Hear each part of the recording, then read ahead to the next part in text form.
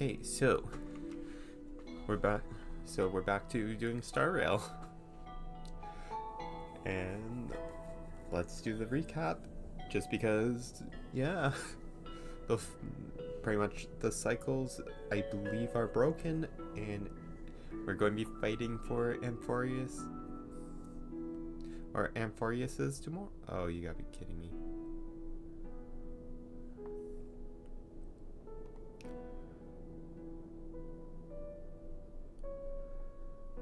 Are you working okay?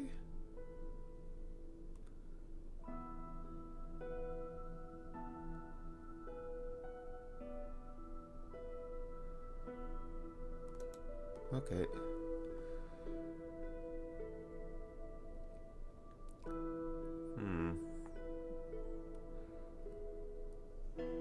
Okay, hopefully we do not crash. Okay, so let's view the recap.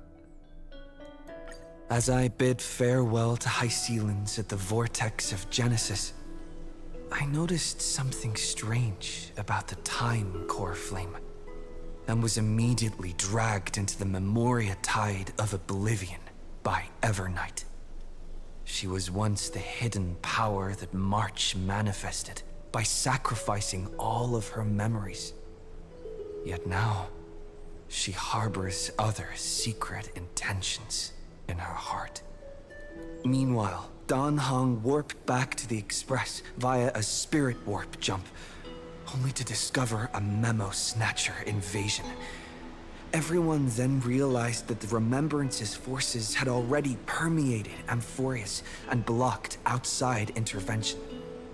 To establish contact with me, Dan Heng was determined to return to Amphorius immediately. After waking up in the false trailblaze, I managed to escape with help from Cyrene and Sunday. Unfortunately, Evernight held absolute control, causing me to fall into the Memoria Tide once again.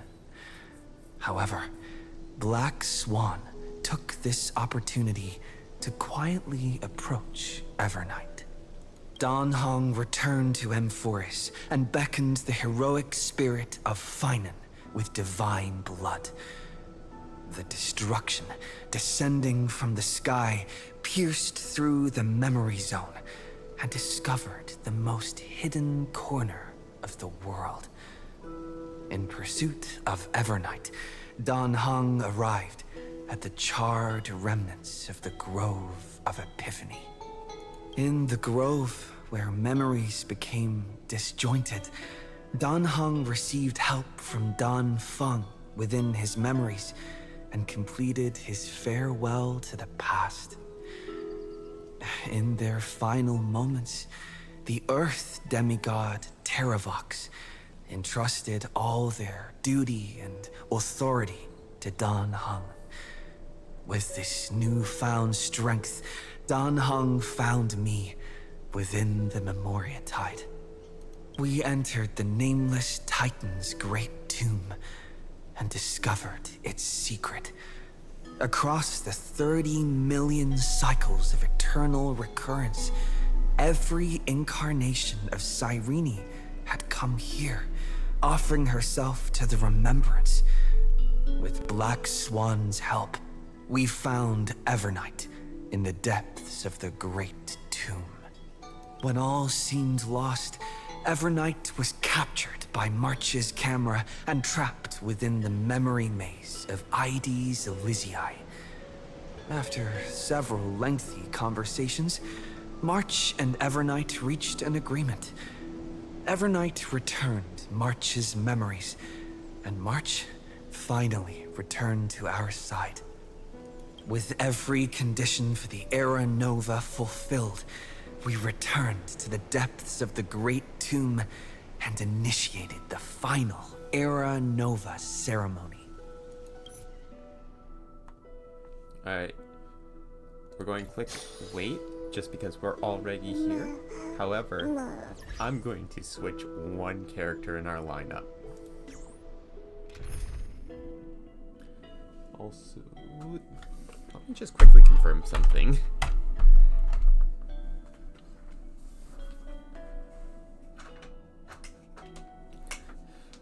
Alright. Just had to quickly make sure my window was closed.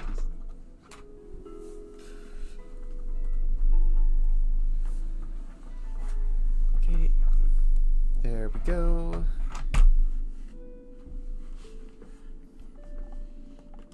So we're going to switch you for you. Looks like we've got some tough... Alright.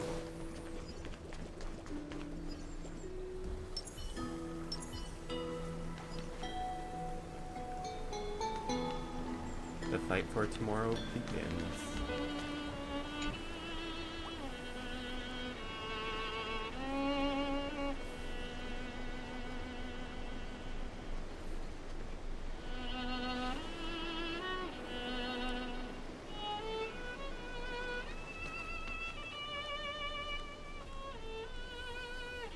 This view hasn't changed at all, has it?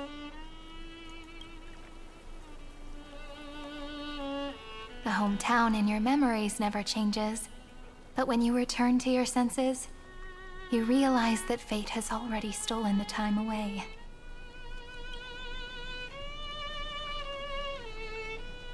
Welcome to the Trail of Genesis, friend.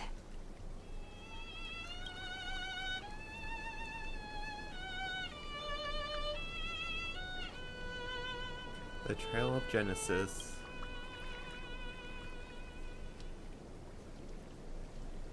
Indeed, the Scepter's extrapolations have reached their end, but the process of Genesis has only just begun. The path ahead will no longer rely on emotionless programs. It'll be decided by the will of humankind.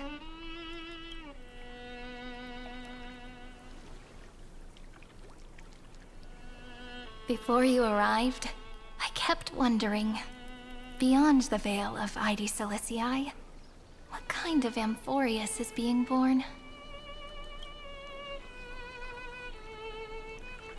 I can see fragments of it when I close my eyes. The friends who walked alongside us have all moved on toward their respective destinies. Some turning into pillars of the world, supporting the sky and the ocean. Others sowing reason, laying down the law, and with gentle hands lifting newborns into the light. Death and strife are no longer feared by people, and trickery has become the innocent games of children. All beings living ordinary and peaceful lives within the net woven by romance and passage.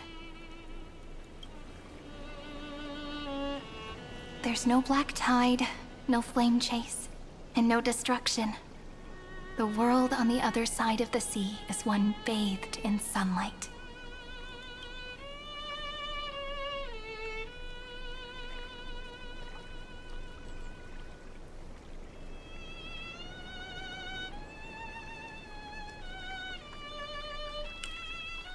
It's a world we must protect.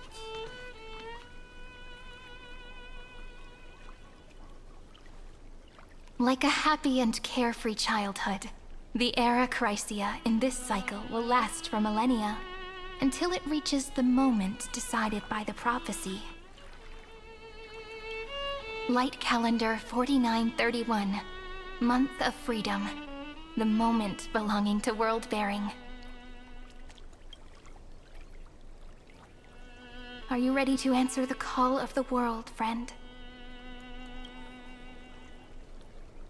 Then go, and pen the Throne of Worlds' first stroke. For this world, made from countless wishes. You say that, but it's gonna be ages till we reach Light Calendar 4931. I can make use of the crevices of time, but surely you and Dan Heng won't have to wait around for a few thousand years, right? That won't be necessary. We can simply sleep, and the chronocognitive anchor will wake us up.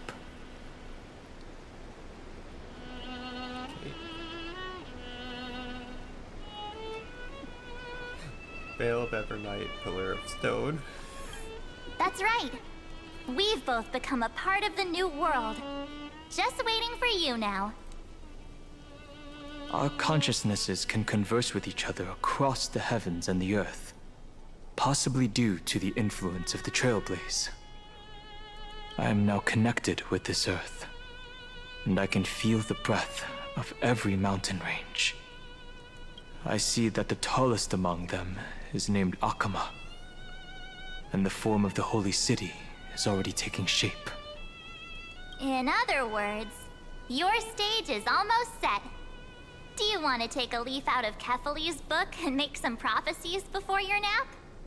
But we're not the only ones who have changed. The chronocognitive anchor just transmitted a message stating that Iron Tomb has reacted to the Era Nova. Okay. The moment when our friend bore the weight of 30 million cycles of memories. Was probably also when the scepter devoured 30 million cycles of destruction.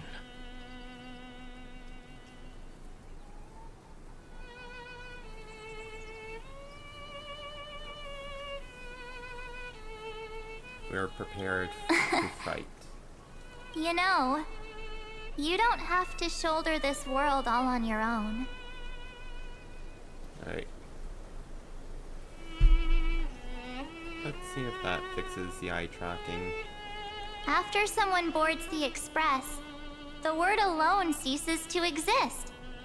So, as we reach the end of time, no one will be left to face it alone. Dan Heng and I came here to specifically tell you that. Remember, this world is not a burden you bear alone. It's a journey we trailblaze together, alongside all of the Express.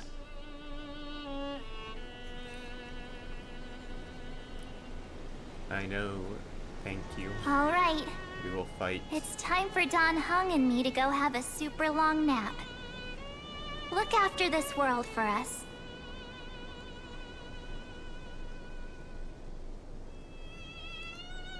Alright. Just always want to make sure that things The aren't road ahead clicking. is long, but we'll be waiting for you at the end.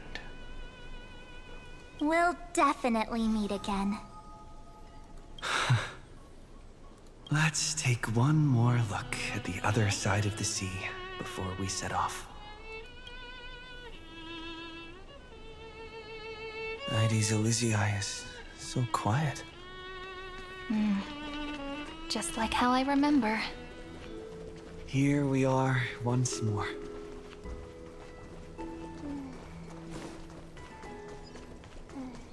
The final call of the Trailblaze.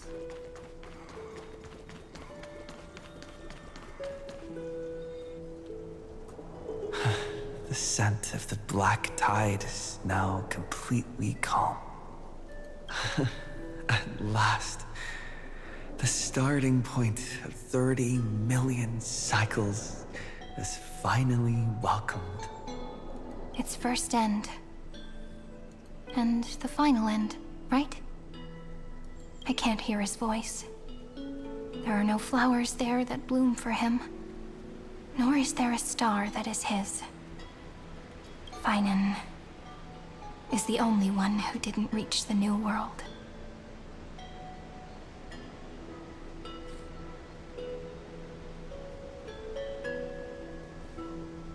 We'll meet again. Look, the golden light that shone upon the grove still meanders between heaven and earth, like the prophecies of Amphorius. It has to be a sign he left behind. It points towards the destruction and the deepest night. Do you still remember what I asked you at this exact spot the last time we set off? Friend, are you ready to become a hero? You were still burdened by the weight of world-bearing back then, still unsure of the role you were meant to play. But now the heroes of like Legends were just at the right place at the right time when the world needed a hero. Just like how your arrival kickstarted Amphorius' fate once more. A person's personality is their destiny. Oh, wait. Okay. Wait a minute. I can click this.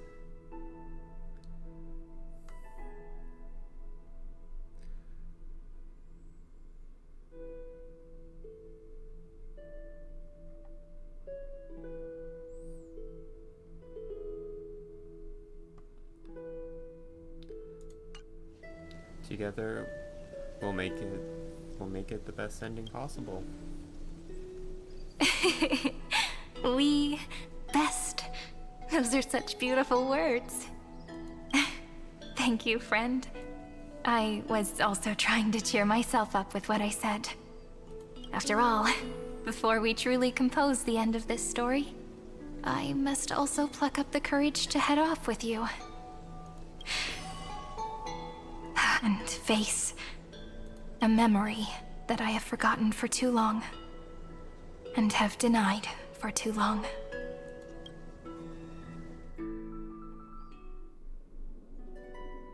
It's so dark.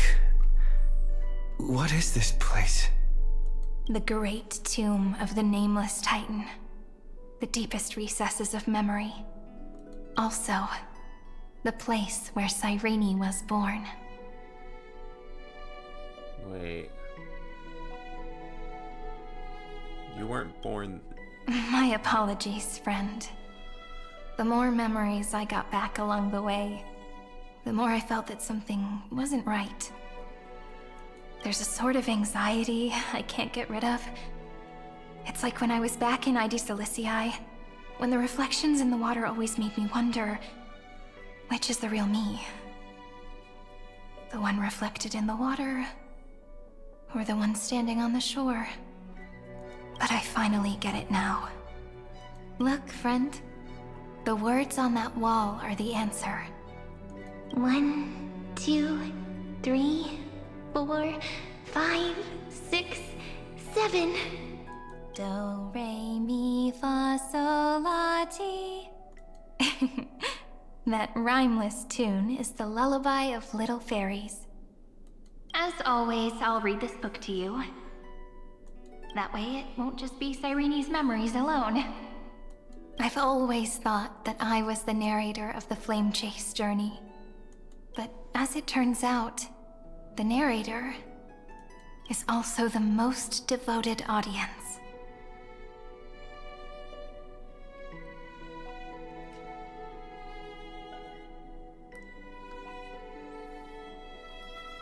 What do you mean? At the moment of Aranova, I was enveloped by the texture of memories. Within the glistening crystal, I saw countless Cyrenes, as well as countless versions of me. This is the final puzzle piece of the memories. A prison born of the erudition, a grave annihilated in the destruction. That unknown solitary god, the 13th Titan who should not exist. The first new spore. The Demiurge is right here. The Demiurge still lives.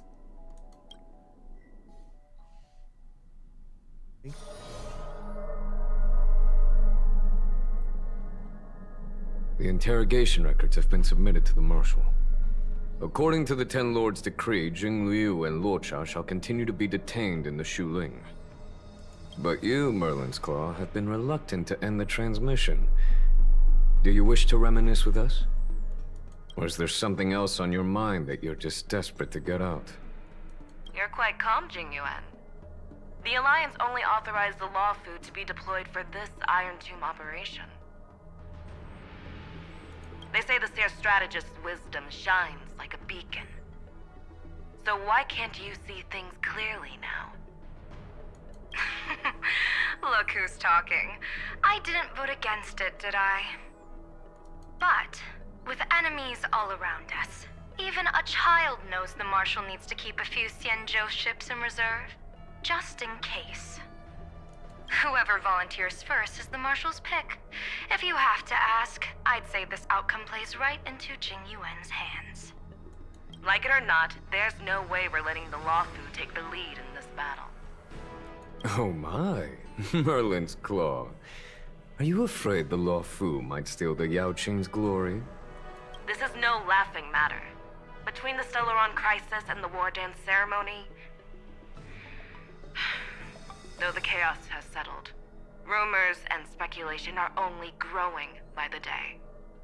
With Elder Huaiyan around, those with ulterior motives won't be able to stir up any trouble. But once the Luofu gets their hands on the golden blood, it'll be a whole different story. With the kind of person Jingliu is, and her connection to you, I don't need to spell it out. There are countless ways this could be spun into something bigger. You're overthinking it, General Fei Shao. When I volunteered for this task, I never expected unanimous support from the Alliance anyway. The Luofu will seize the Golden Blood and redeem itself. That'll be our first win.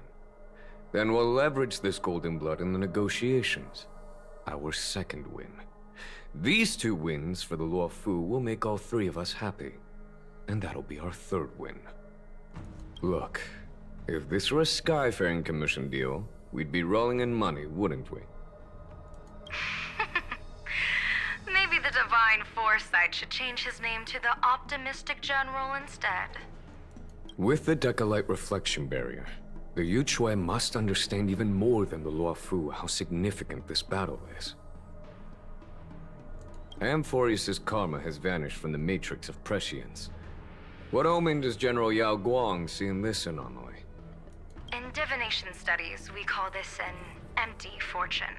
It involves the eons and is thus beyond what mere mortals can comprehend.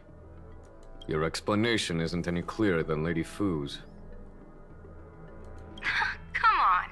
How hard is it to understand the word uncertainty?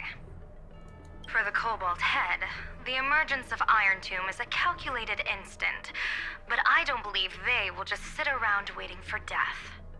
And for the powers of the cosmos, this is their chance at survival, and the key to turning the tide of interstellar affairs. The Astral Express is leading the formation of an allied force, but I can see each faction has its own hidden agenda. There are even divisions within the Alliance, so it's not that hard to imagine how the other factions will react. Jing Yuan, I crossed paths with Selenova's Legion at the Battle of Sadunirama Star Cluster. Be extremely careful. The Ruined Legion's troops and weaponry are nothing to write home about. The IPC, even the denizens of Abundance, could take them on. However, while Void Rangers are just expendable pawns of the destruction, the real wild cards are... The Lord Ravagers. Indeed. Nanook's emanators are also their weapons to burn down the paths. I'm afraid conventional military tactics and strategies will be useless against them. My assessment is this. To completely take down a Ravager, we must disregard casualties and spare no cost. My only fear is one wrong move, and the Luofu will fall into Fintilia's trap again, inching ever closer to destruction. Doubt is exactly the demon she wants to plant in our hearts. Do you still remember the beginning of the Alliance Oath? To save future generations from war and bloody dispute. The Rainbow's arrows have always aimed at any force that threatens the cosmos. Now that the Trailblaze walks alongside us, the Cloud Knights shall keep their oath as they have from the beginning. I just hope those on the front line will remain safe. Alright. The chronocognitive anchor is sending a signal. Everyone, time to move out. Did he and the others make it? Let me go over the plan one more time just in case. You'll enter Amphorius, reunite with your 3 separated companions, and try to locate Iron Tomb from within the world. Who are you taking with you? The fate of the universe hangs in the balance. We can't afford any slip-ups. I suggest everyone, except Pom-Pom, join the fight. We do need to be prepared for all possible contingencies. I have no objection to this. The final act is about to begin. I'll do whatever I can. Meanwhile, Screwy and I will continue attacking the Demiurge Matrix. That is, the Scepter's kernel, from the outside. With our 2-pronged attack, we'll turn this hunk of metal into scrap for sure. Now we just wait for those 2 to get back. Okay. Oh, and just like that, they're here. Sorry to keep you waiting. With Planet Screwlum's help, the formation of the Cosmic Alliance to counter Iron Tomb is progressing smoothly. The Cosmos has set its sights on Amphorius, and now it's just waiting for the first shot. Well then, let's not waste any more time, Fourth Mirror. It's my time to shine! Finally off the bench! Initiating thought refraction. Please read the safety protocols carefully. Huh? Just kidding! I've already checked the agreement box for everyone. And now, destination? Amphorius. 3, 2, 1, launch! It is showtime. The flow of Memoria is so heavy here. Unlike Panagoni's dreamscape, this place has built up a true epic measured in millennia. The vortex of Genesis, where all myths begin and end. And in this new world created by the Nameless, the infinite cycles have been broken. Let's set up the Trailblaze beacon and establish contact with the outside world. I'll leave it to you then. It'd be better for me to not show myself in front of the Garden of Recollection. And, Mr. Sunday, you probably shouldn't show yourself either. Agreed. The Astral Express has landed. If you receive this message, please respond immediately. Over. This is the Xianzhou Alliance. Communications normal. Interastral Peace Corporation. Communications normal. No response from the Galaxy Rangers. Not surprising. But I didn't expect the family to also stay silent at such a critical moment.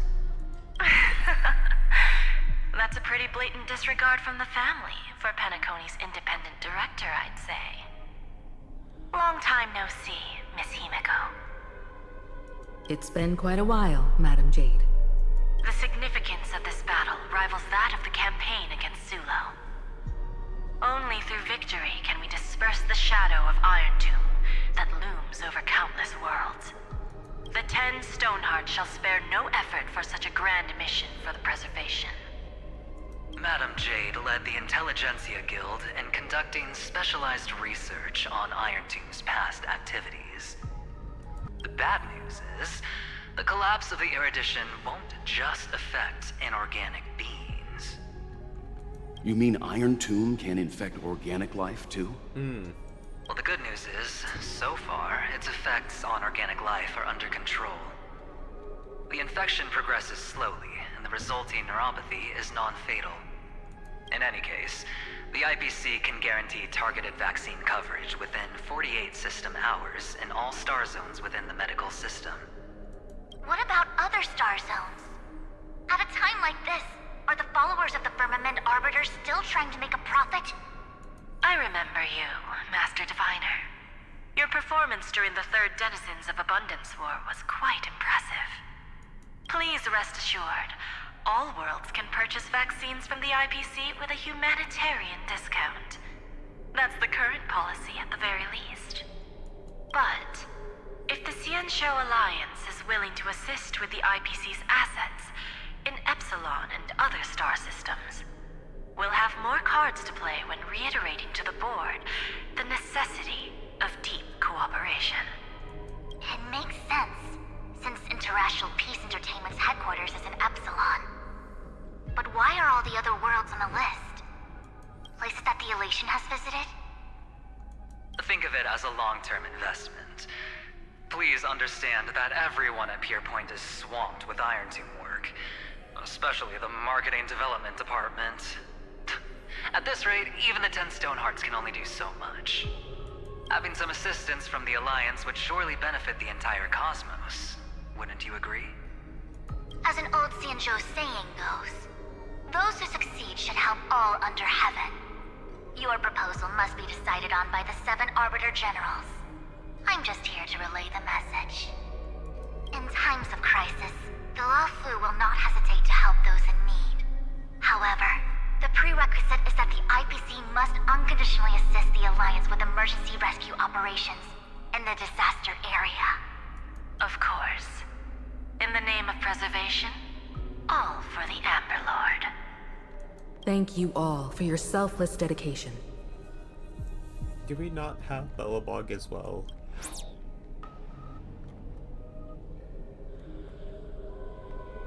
Aww. It's clear that each party still has qualms about everything. The clash between destruction and erudition isn't just about the fate of the cosmos. It's a moment for all factions to reshuffle their cards. You can never be too careful when battling a Lord Ravager. All are equal in matters of life and death. In any case, we can only hope for the best in all that's to come. It's about time we dive into the vortex and see what Amphorius looks like on the inside. I wonder where he and the others are right now. Okay, wait. On. Oh, wait. Wait, line up.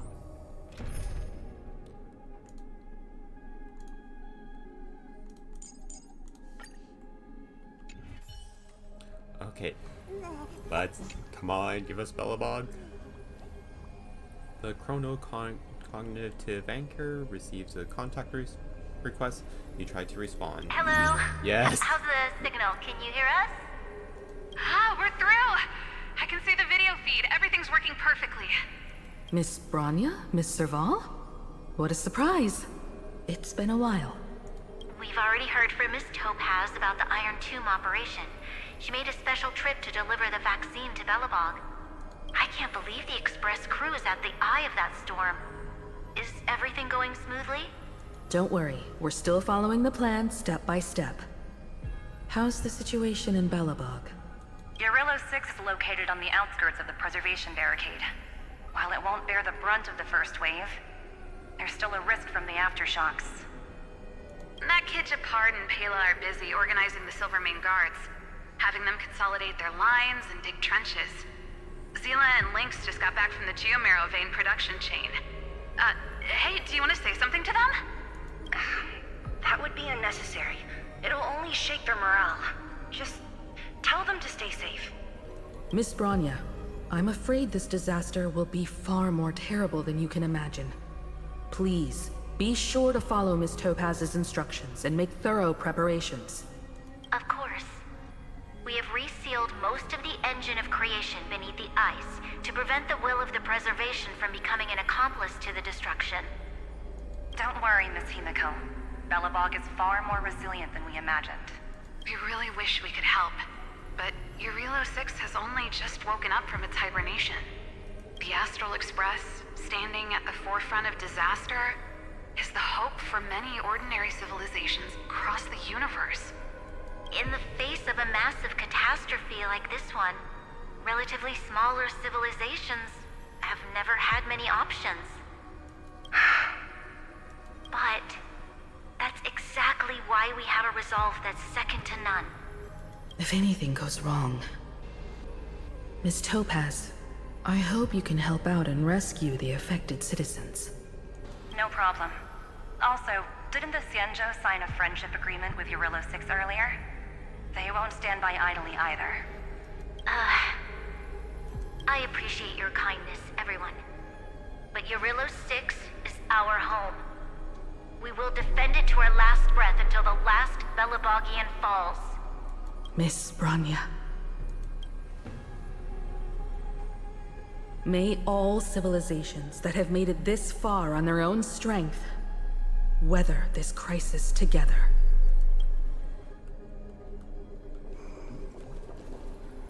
Wait, we have 5 different locations. So yeah, this is oh boy. You activate the chronocognitive anchor and attempting to contact the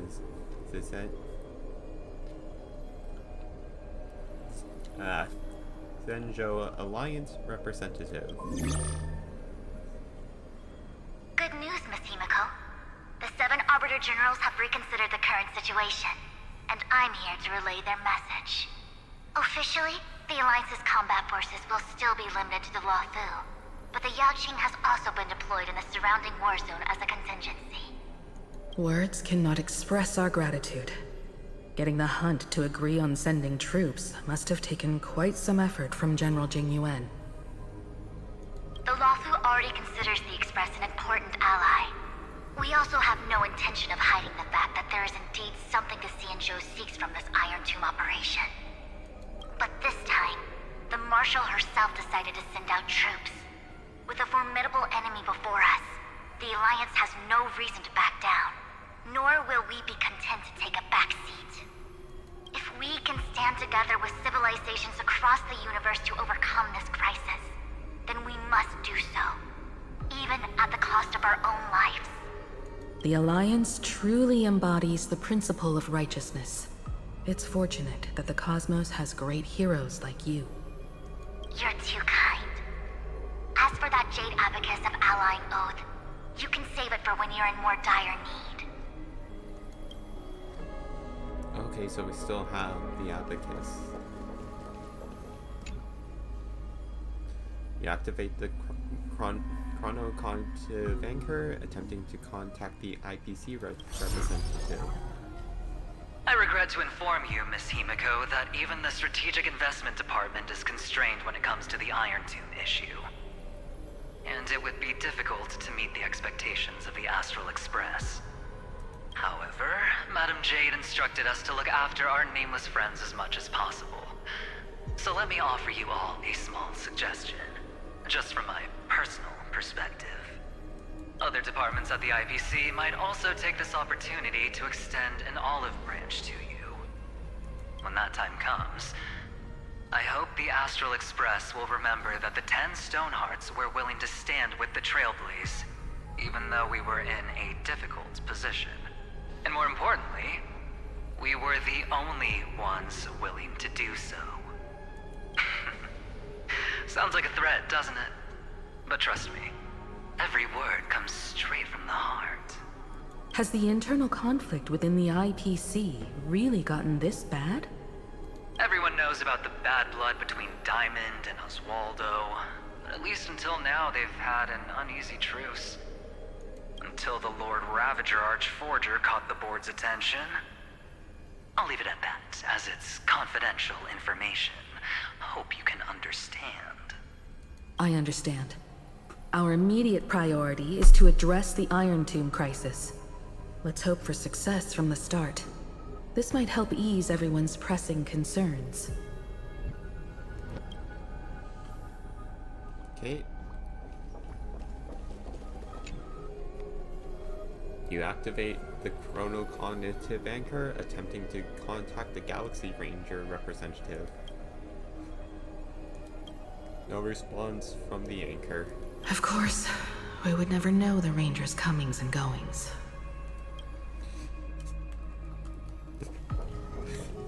It's just Boot Hill waiting. You activate the chronocognitive anchor, attempting to contact the family representative. Miss Himiko, is that you? Oh wait, it's Robin. Yes? And you are Miss Robin. Yes. I apologize for not being able to respond during the meeting earlier. And even now I can only appear in disguise. On behalf of the Penaconian family branch, I extend my sincerest apologies to everyone. We tried to request aid from the family. We essentially received no response. I've heard about the internal conflicts within the family. Miss Robin, there's no need to apologize. Every bit of strength is precious at this moment. Thank you for understanding. The good news is, since you're one of the shareholders of Penacony, the family heads have agreed to allow me to lead all Asdanian tuners to the front lines. My charitable foundation will also do as much as possible to provide support in this battle. They'll ensure that proper arrangements are provided for those wounded on the front lines, and for residents in affected areas. Miss Robin, I'm beyond moved by your spirit of self-sacrifice. The Astral Express would also like to make a promise that we won't leave any companion behind. Alright. Burn away! The pieces of the board are on. All the pieces are on the board. The final game. The final act of this game shall begin.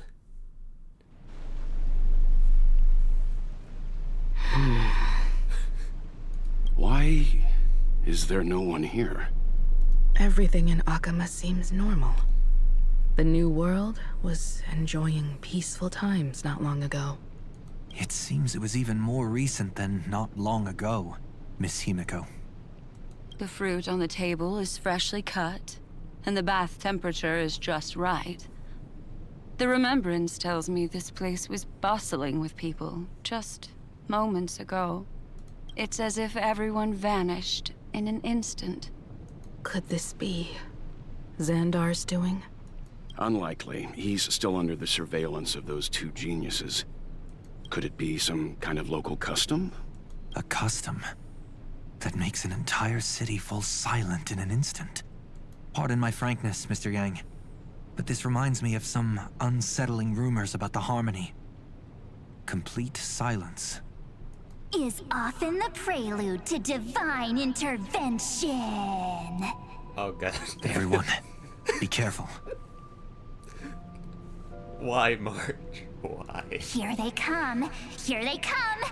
The nameless of the Astral Express! So March is messing with them. Evernight? How is this possible? She was already... We are the Chroniclers of Time, and we do not fade away. Finally, the last Era Nova has been completed. What did you do to the residents of the Holy City and the Three Nameless? I didn't need to do anything. The remembrance will ultimately become the substance of the new world. Now, they are no longer the trailblazers you once knew, but gods who permeate heaven and earth. The 12 Titans who guard Amphorius. Stop fooling around, March. Come on out. What? Oh, I practiced so long for this. Getting seen through right away is just so embarrassing. You've obviously been learning from the theatrical culture in Amphorius. But if possible, I'd prefer our reunion to be a bit more casual and laid back. As expected, I can't hide anything from Himeko and Mr. Yang. Well, long time no see. Guess I'm back? We should be the ones to say that. Sorry for keeping you waiting. So, these jellyfish are the Titan's power? They're just tiny manifestations of the Veil of Evernight, used for scouting and communication. If I went all out, I could summon way more of them. Thanks to him, we all turned into Titans in the New World. Sure, we can take on humanoid forms, but it feels off. How intriguing. So what does he look like now? It can't be a raccoon with a baseball bat, I suppose. Please don't add weird stuff to Amphorius's lore. Just go see it with your own eyes. Follow the prophecy's guidance and come to Dawncloud. He looks way more majestic now than he used to.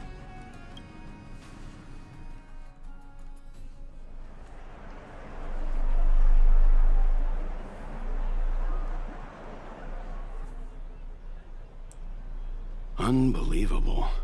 All the residents of the Holy City have gathered here. Wait. Are you kidding me?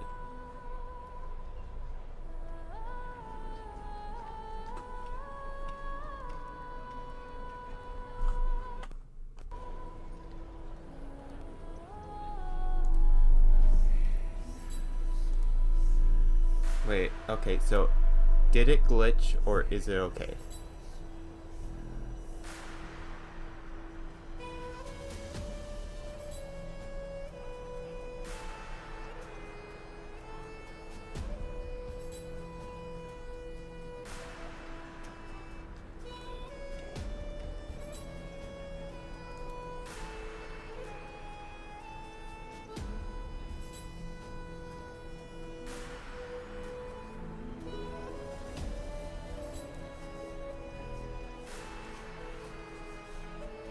Okay, if I click you...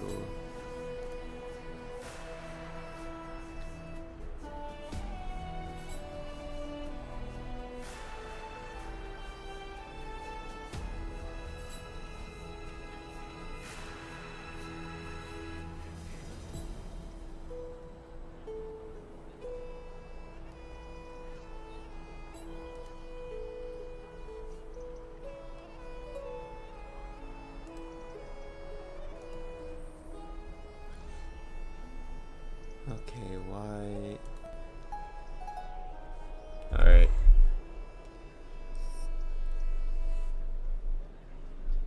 Okay, let's switch over to Twitch on my tablet.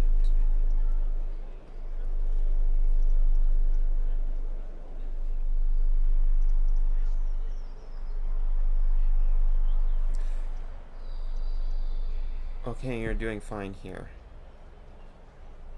Okay, what is going on? Refresh you?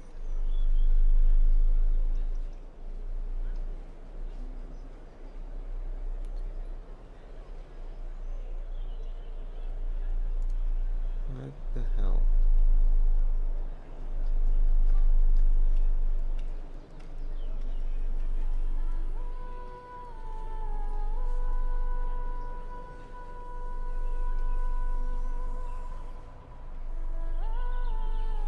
Okay.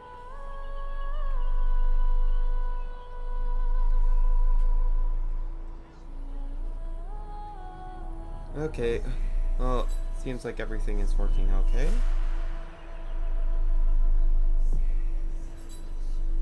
This isn't just a gathering.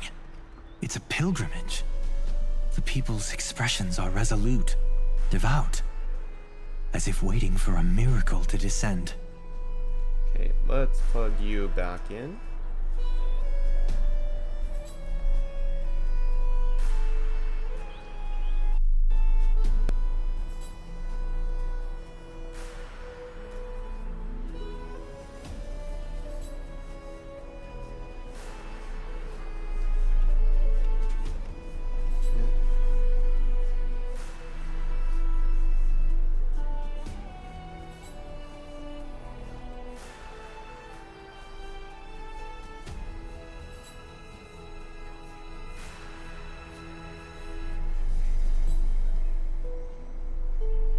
Okay, why are you being a pain?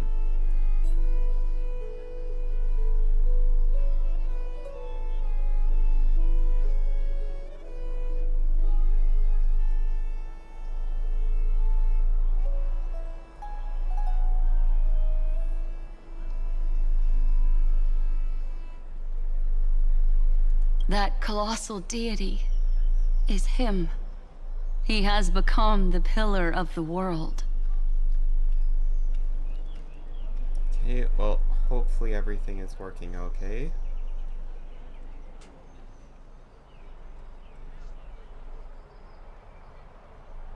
Surprisingly authentic. Being this serious is quite unlike his usual style. Those people didn't disappear. Instead, they've answered the call of the prophecy and come to witness his awakening. Our good buddy now bears the weight of the entire world, and every breath they take is intertwined with Amphorius' destiny. Okay. Awakening? Has he fallen into slumber? Okay. Alright. To exit you, switch to Twitch.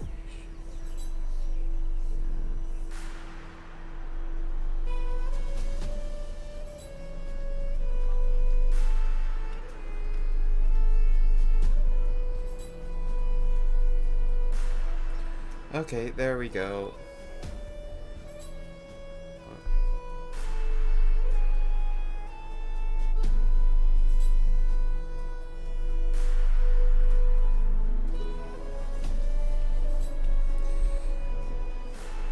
Why is Twitch being a pain?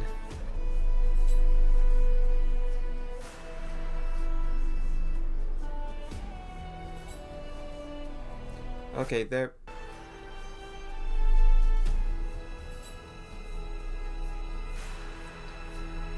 Okay. I think everything is working okay.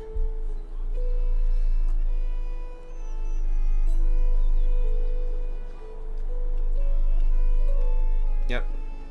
Yeah. After all, with such a huge time dilation between inside and outside the scepter, this was the only way we could wait for everyone. Time watches over yesterday. Earth guards today. And when the Trailblaze steps into Amphorius once more, the slumbering deliverer shall awaken. And then, bring the prophecy of tomorrow to this world. Come on, everyone. Let's get closer to him. Watch how the world-bearing prophecy changes this world. The final act is about to begin. Well, it seems the kids are already miles ahead of us at this stop. All the more reason we can't afford to slow down our pace. Let's go witness this moment for ourselves. Majestic. Speaking of which, I once caught a glimpse in Sleepyhead's memory of him transformed into a towering Tatalov. Could it be? No way! That was just a nice dreamscape. At least nice for him. If they are the throne of worlds who bears the weight of this world, perhaps they could guide a traveler still wandering among the stars. Hey, since when did you get all pious? His advice sounds pretty silly sometimes, you know. The so-called fool and the world are merely a step apart. Teaching us to find erudition amidst imperfection. Okay. Citizens, behold! Our last Titan, the world-bearing deliverer, is about to awaken! Oh, ancient god! Your loyal subjects, bewildered followers, and fearless comrades in arms have all knelt before your throne. Awaken from your eternal slumber and bestow upon the world your divine prophecy! Please guide us! Show us how to embrace this beloved world as we welcome that distant dawn!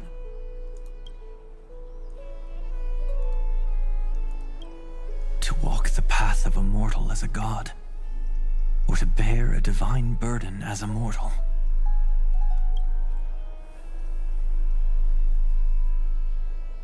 He will give us the answer.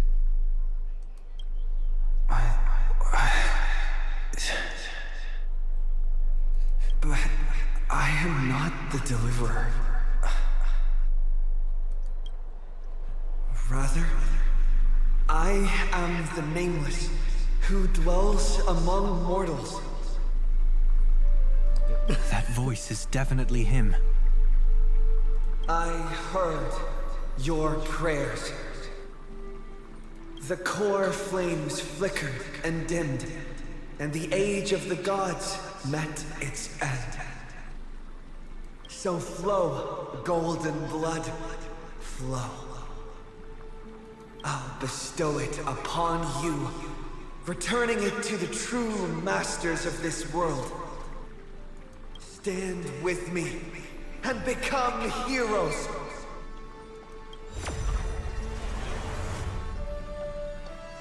The cosmos. Is this?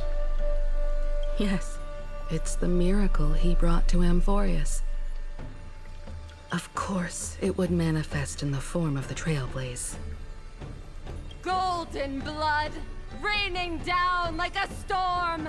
The prophecy has descended, and the Titan commands us not to be supplicants, but to become heroes of rebellion! To face that destined calamity, the destruction, head on! The prophecy of the Deliverer means nothing to me now. It belongs in the hands of someone far more fitting.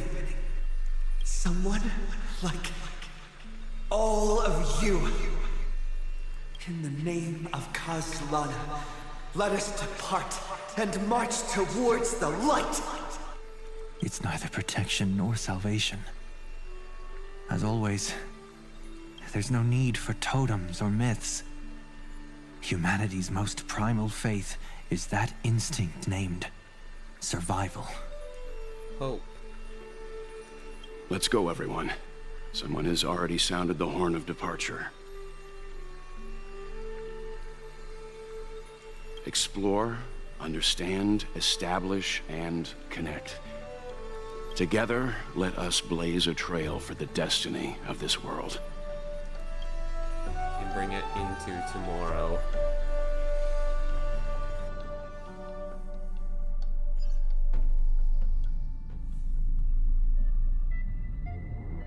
Is it just me, or does this Demiurge Matrix feel completely dead?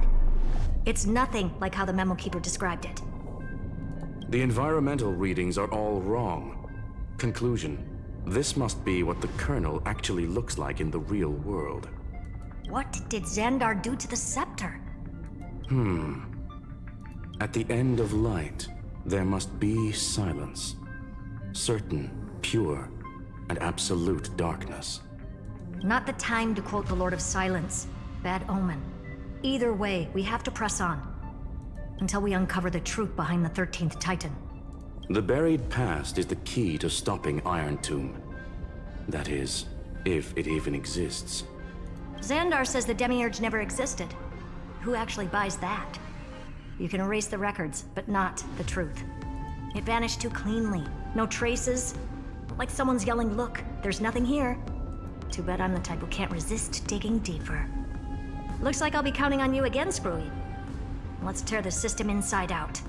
Always happy to help. But as your academic partner, I have to ask. Herta, what if we fail? Let's say the Demiurge really doesn't exist. Do you have a backup plan? A backup plan? Of course. If we can't find the key, we turn the lock into the key. That plan's cost is incalculable. It shouldn't even be on the table. Well, then let's hope we never have to use it. There's no point worrying about the end just yet. One step at a time. Let's go. We don't want to leave the others waiting. You brought what I asked for, right? A butterfly has to land on the branch before it can dance. We'll need a wide open platform before her entrance. Okay. Also, how far are we?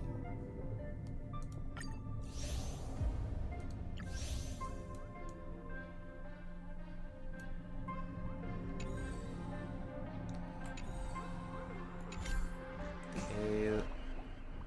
Character lineup.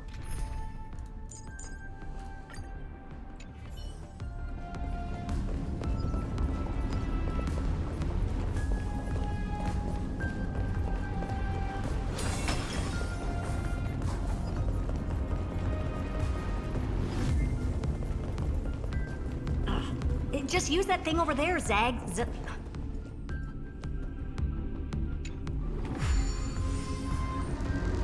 What a dumb name. I hereby rename it Herta's Big Hand.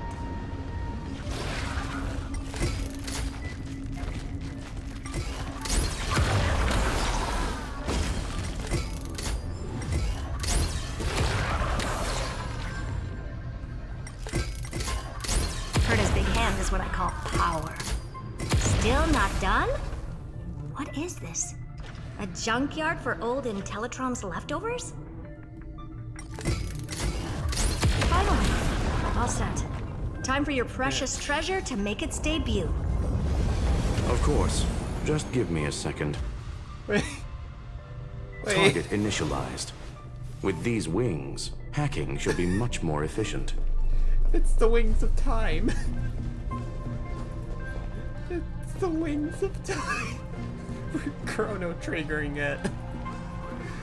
Oh, a classic nuclear heat engine. Classy choice. It's the wings of time. gotta be kidding me. Just, the funny thing is that that's what my model is based off of. It's based off of, I literally designed it in mind with Chrono Trigger in mind. Just a personal preference. Her name's Mistletoe. Every flower in your garden's got a bit of poison, huh? Also a personal preference. It reminds me of the last time when we tangled with that Punklorian brat. What did she call this kind of infiltration tool again? Right. Dirty data shell.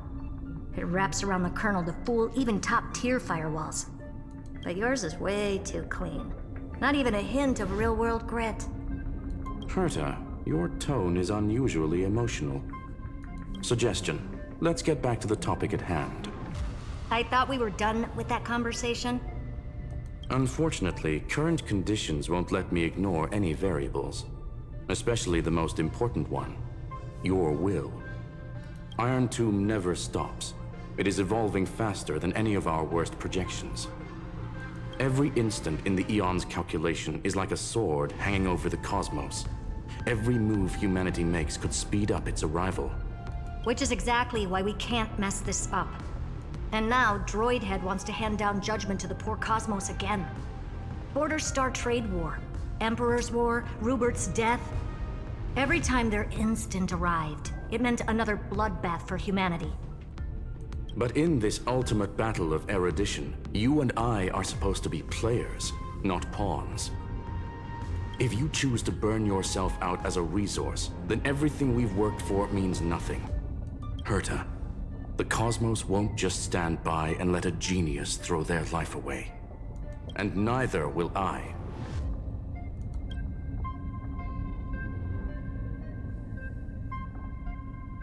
No need to kill the mood. This is why we're here, isn't it? We need to find the Demiurge and that lost key. Okay, also, let me just... Alright.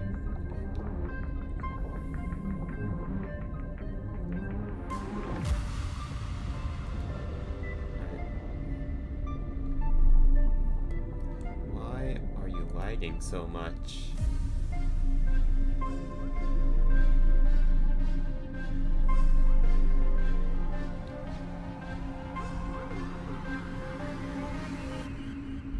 Okay. Well, at least this seems to be working again.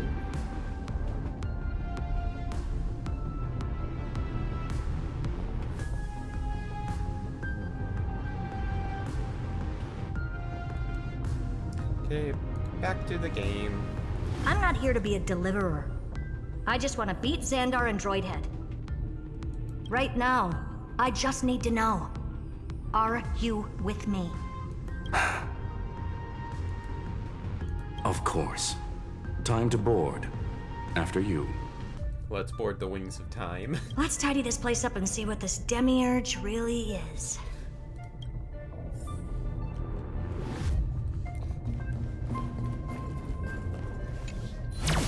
Let's hope this Matrix is better organized than the Emperor's junkyard of a birthplace.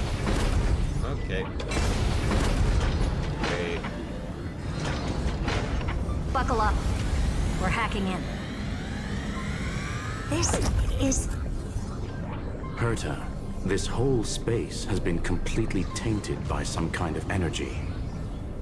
I see it too. We're thinking the same thing. Xandar, how could you go this far? Turning your own graveyard into this. What's that up ahead? Katorzane algebraic expressions. It's built for isolation, not defense. The mistletoe is Screwlum's personal collection piece. Okay. An elegantly designed Trojan program. Click the cursor cruise button to start flying. Click to switch, hover. Use the directional buttons to steer mistletoe. Click accelerate for speed. Click the exit button to end flight. Toggle vertical inversion option to change flight controls. The mistletoe is equipped with an auto cruise program. Click auto cruise and the mistletoe will automatically fly to the navigation point. Click again during auto cruise to switch to manual control. So basically, the door to the tomb, right? Great. Let's find the handle. I'm picking up multiple independent signals with the same data structure as the barrier. Projection. We can hack the terminal, reverse the computation, and turn it into an attack. Classic move. Use their own systems against them. Take us to the nearest one.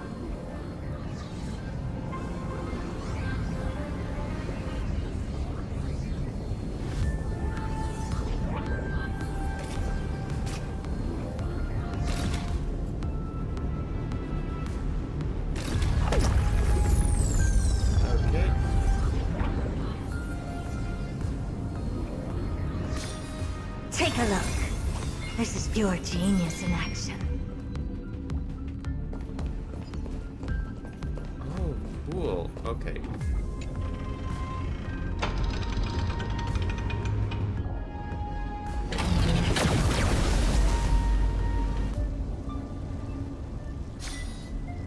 Almost no response. Just as I feared. Not promising. The output is barely a third of what we need. Logic says we'll need multiple terminals to coordinate the strike. Locking onto the next one now. Find anything else? Regarding the origin of these ruins, no logs found yet. Xander erased all records. But I did find some interesting scars in the circuit. High energy radiation, internal imaginary energy contamination.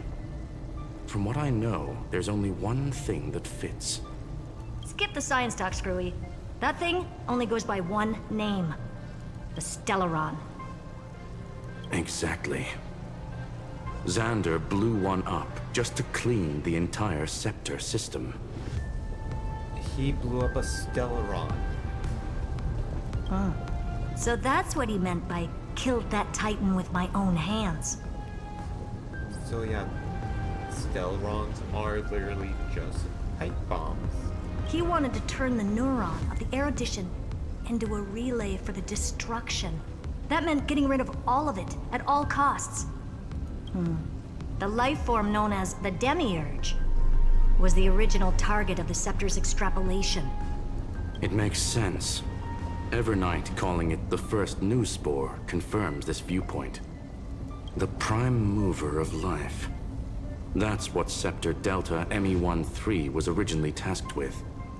Even after it got scrapped, the query kept running. Yet the true value lies in the process of solving it, not the answer itself. Then, does this mean finding the Demiurge is hopeless? No, I'd say exactly the opposite. It means Xandar had no control. He couldn't contain the Demiurge just like he couldn't handle Droidhead. So he tried to erase every trace. But he failed. It still left a mark. By the way, if there's another Stellaron in Amphorius, why hasn't that little one reacted to it at all? You said the Demiurge left a trace, right? Yeah, but not in the real world. Remember the great tomb of the Nameless Titan?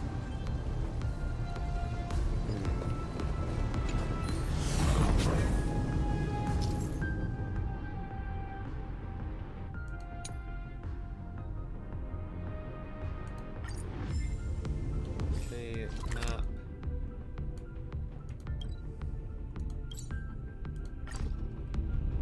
There we go. To the next waypoint.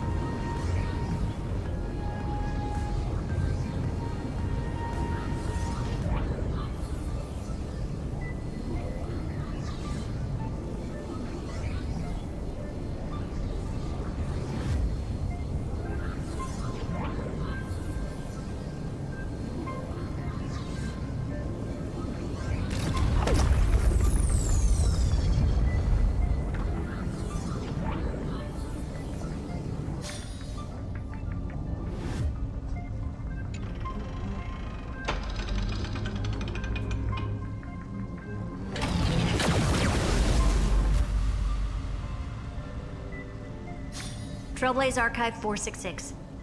The data from Filiate 093 clearly indicates that the Demiurge did in fact enter Amphorius's extrapolation. Inside that world, it was the 13th, forgotten Titan, the one who listened to 30 million cycles of Cyrene's memory. But Evernight said the opposite. She believed that tomb was empty from the start. The nameless Titan never existed. The so-called Listener was just a trap set by the Remembrance to steal the scepter. A mimetic entity full of theatrics. How much of what she's saying is true? Would an Eon really speak in circles like this? I doubt it. The Remembrance's behavior is certainly odd, but her assessment aligns with our current reality. Since we entered the Matrix, we haven't found a single clue pointing to the Demiurge. And that's the key, Screwy. Xandar's actions prove the Demiurge exists. But what Evernight said, and what we've actually seen all point to the opposite. So we have to assume that both are true. And if that's the case, then the contradiction leads us to... the truth. Exactly. One last terminal. One final key. Time to crack open the kernel. Xandar had to lie to the original Finan and Cyrene. Logic. He had already identified the Remembrance as a threat, yet found no viable way to eliminate it. All right, let's finish this. Time to break through that barrier.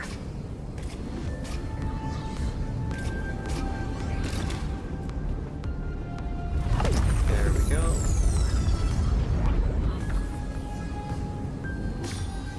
Okay.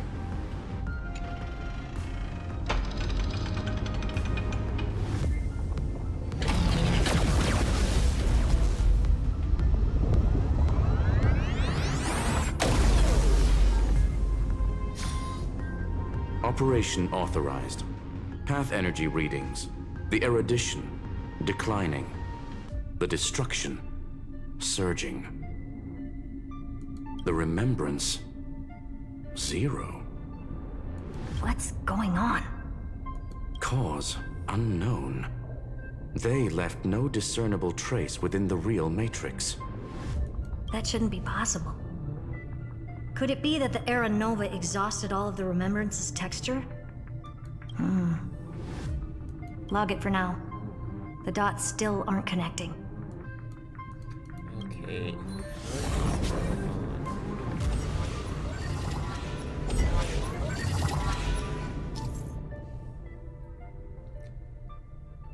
Okay.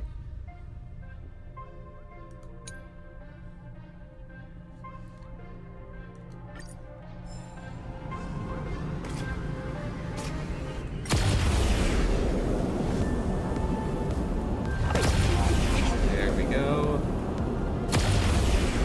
Quieter than I thought. I was expecting a full-on aerial brawl. It's advised to remain vigilant. The destruction's levels are still rising. Huh? What's the matter? Interesting. I just picked up a signal from the Exomyth. There we go.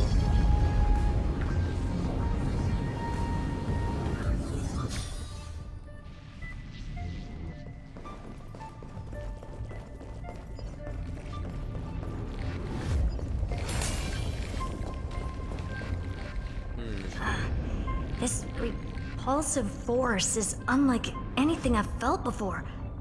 Is this the place? Correct.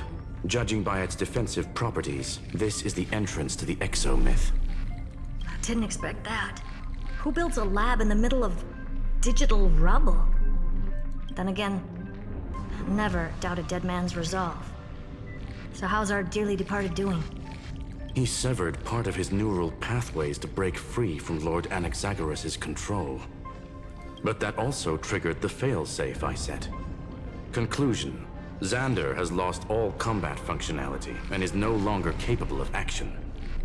So now he's a specter, literally. Screwy, can you open a path? Just to be sure, I want to see this for myself. Might as well drop in and say hi to the real him. Logic. Scanning his inspiration circuit might help us track down the Demiurge. Exactly. His brain is the crime scene. There's no way it's spotless. But it could be a trap. That's why you're here. 2-on-1. We've never lost a matchup. I'm honored. The chronocognitive anchor is in place. Proceed when ready.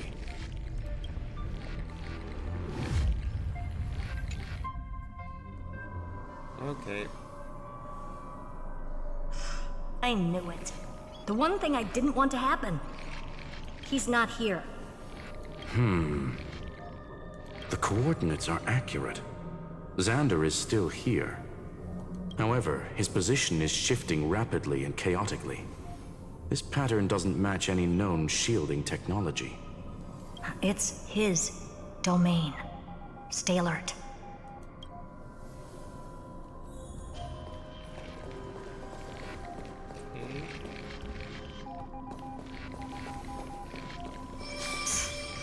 Cheap trick. The spatial field here is undergoing autonomous recalibration. We're back. Reverse engineering complete. The results are not what I expected. Logs show Lycurgus revoked administrator access. The chronocognitive anchor can't get a fix because at the system level, Lygus no longer exists. Our navigation target is a null set. So he's stopped resisting? Before vanishing, it seems he left one last message for us. To those who follow, all is proven. Find me beneath the tombstone. Melodramatic. He was expecting us. And once he learned of the Great Tomb's existence, he initiated his own search for the Demiurge. Guess he wants a final showdown. Fine. Let the old Intellitron dig his own grave. Just like he wants. Okay. To be in the purest light is to be in the purest dark. Nothing exists there. The Scepter's mainframe. Or maybe we should now call it the Lord Ravager's placenta. Unfortunately, we still haven't found anything. Really? I don't think so. Not finding anything is our biggest find. Please elaborate. If the Demiurge was destroyed, there'd be at least some bits of it left. I don't buy that a Stellaron could have blasted all the traces away as cleanly as a scalpel. As I said before, its disappearance is too clean. If the garden hadn't stirred the pot, no one would even know about the Demiurge's existence. We're talking about the Scepter's original extrapolation goal. There's no way that nothing of it was left behind. Or we can look at it from another perspective. If you were Xandar, would you be this obsessed with a concept that poses no threat? Would you guard against it at every turn? There is the possibility that he's naturally meticulous and hates variables. That does track with the impression he gave about himself. But Xandar shut that theory down himself just now. Choosing to act, even if it'll cost him dearly. We know that feeling well. The unknown is right in front of us. So we only have one choice. Solve it. You sound pretty convinced. Surely you already have a theory. Care to share? Of course. Though I don't have hard proof, I'm almost certain that the Demiurge has been in everyone's plain sight all this time. Yet, they were mistaken for someone else. That'd make the most sense. Why was the room empty? Because the person locked in there had run away ages ago. But they were weak and small and had no presence whatsoever. Even the old Intellitron didn't notice them. Which also means there's a high chance that their powers are minuscule and cannot alter the outcome of the battle at all. Well, at least Xandar is scared of them. Come on, it's time to confront him. Let's go to the tombstone he talked about. So Cyrene.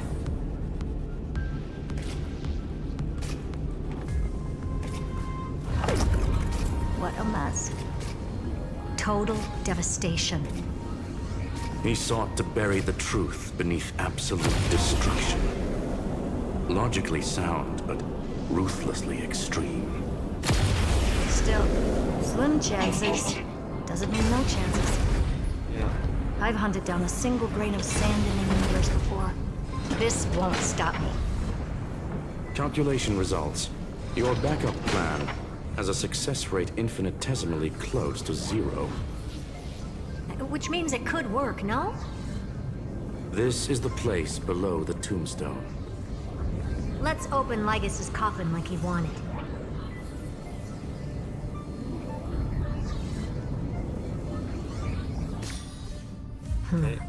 Looks like you were right.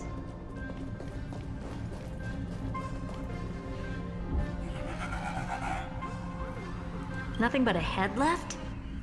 Well, who'd have thought you'd look this bad in real life? My elated greetings. Welcome, you two. I'm very happy that you responded to my final words. All this tombstone and final words. Did you end yourself to atone for your guilt or something? Iron Tomb is already powerful enough. I just need to wait. I remain here only to share the joy of discovery, and also to congratulate you two on reaching the same conclusion as me. The conclusion regarding the truth of Amphorius's heart. End this charade already. That Amphorius's heart you're talking about is just a missing demiurge. And its corresponding vessel was this very scepter. You interfered with the experiment and made Amphorius's body into a hollow shell, all to incubate Iron Tomb within. That's why you either killed or kicked out all of the Memo Snatchers. You wanted to eliminate any chance of a consciousness coming into being, no matter the cost. Even the strongest wall can fall to a single crack. The memory of betrayal has been etched into my heart, and I will never show mercy. Now, the perfect vessel has already fused with Amphorius's body. Aslana. Unfortunately for you, the answer is all but revealed regarding who the Demiurge is. Then let us share the joy of discovering the truth. The last secret of the saga will finally dissipate here. As we reveal the truth behind Phileas 093's disappearance. A lie by the remembrance.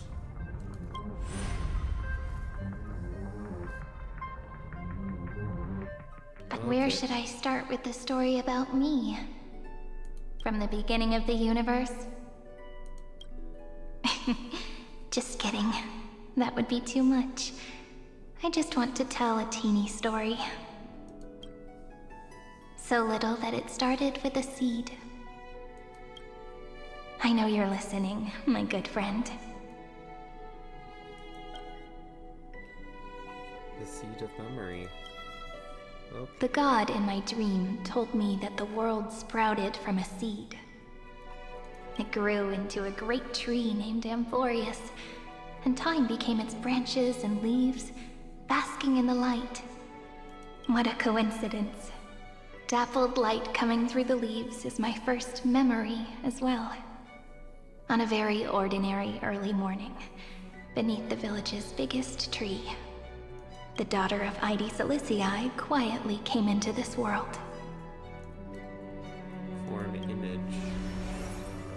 What a moving opening. A loud cry was the first gift the child gave to the world. The prophecy's fulfilled, the villagers say. This child is a gift from the Titans. Pink hair and sharp ears, she was born to be the priest of time. The Titans also gave their blessings. You shall fade when the flowers bloom, for every ending begets a beginning. Flowers will bloom and wilt. What a beautiful ending. This page concluded in laughter.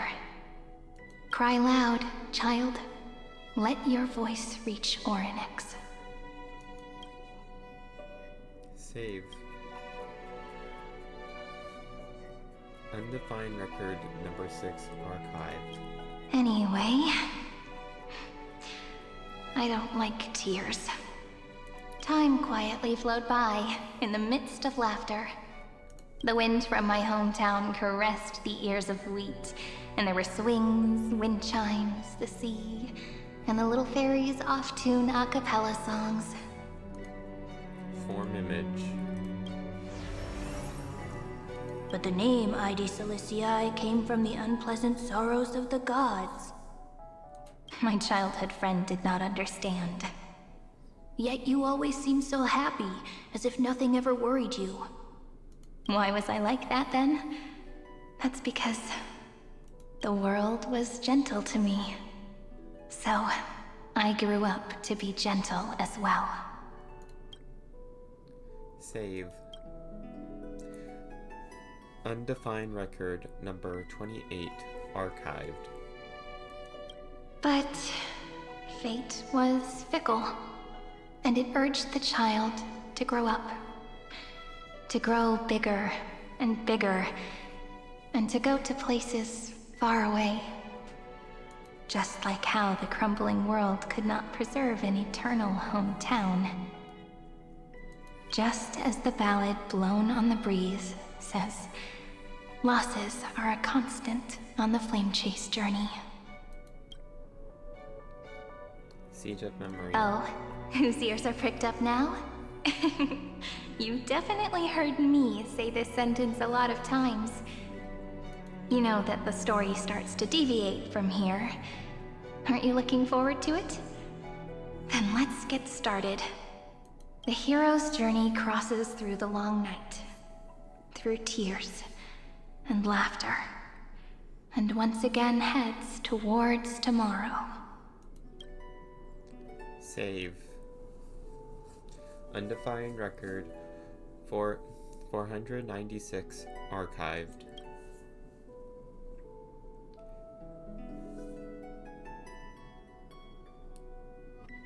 Phrasing object information 093. Format image.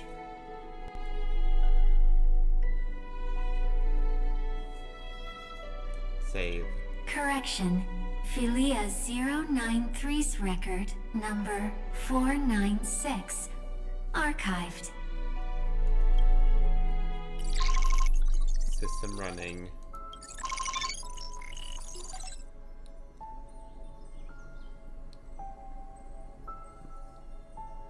Iron Tomb runtime error.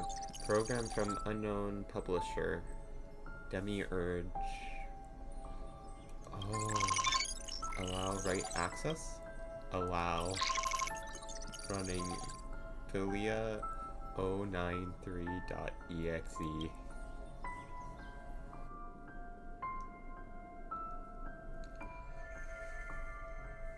Hi, miss me yet?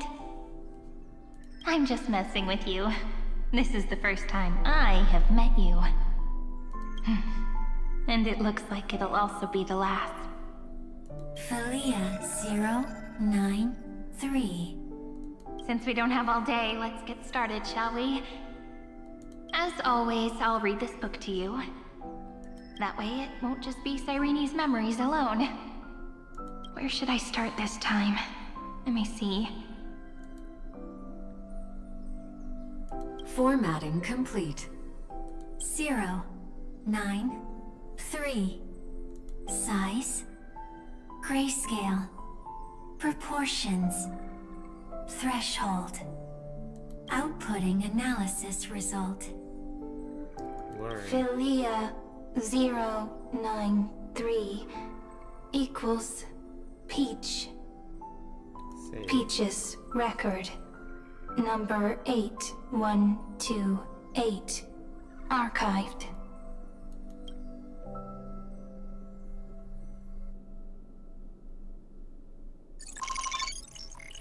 System running. Amphorius Iron Tomb runtime error. Unhandled exception occurred 1 out of 3. Object name every page of record.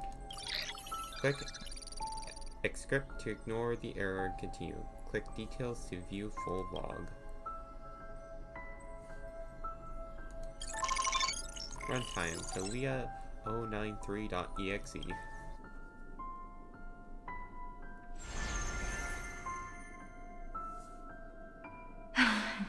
Look, what a magnificent sight. Comment. Peach. Even this classical world contains a futuristic palace like this. Would ID Silicii end up looking like this after a few thousand years? Conclusion. It won't. I want to share a story with you this time.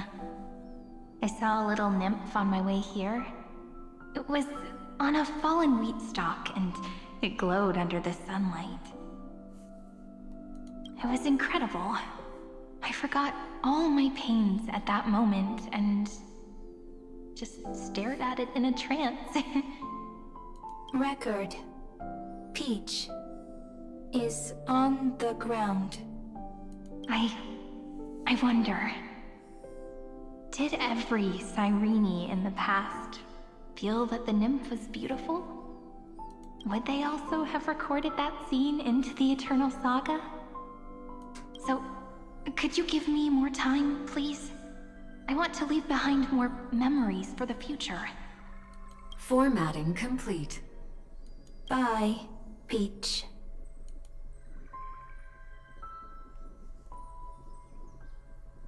Save.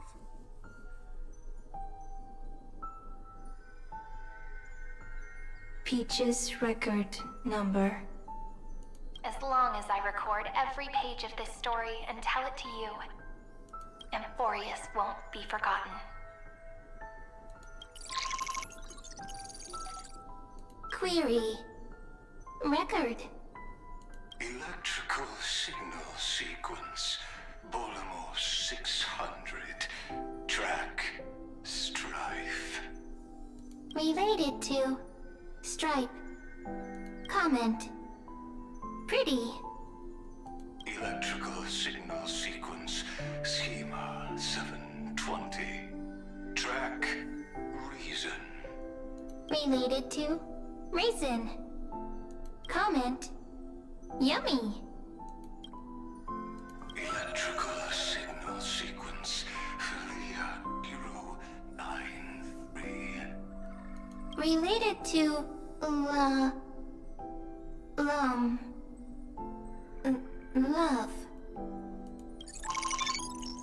Learn. Comment. Peach equals love?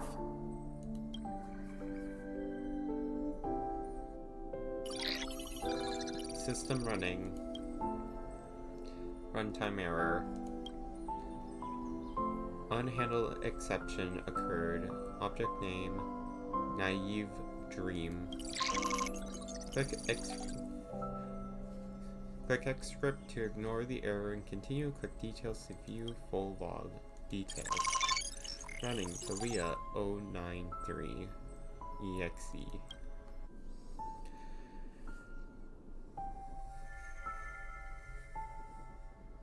Looks like it's time to say goodbye again.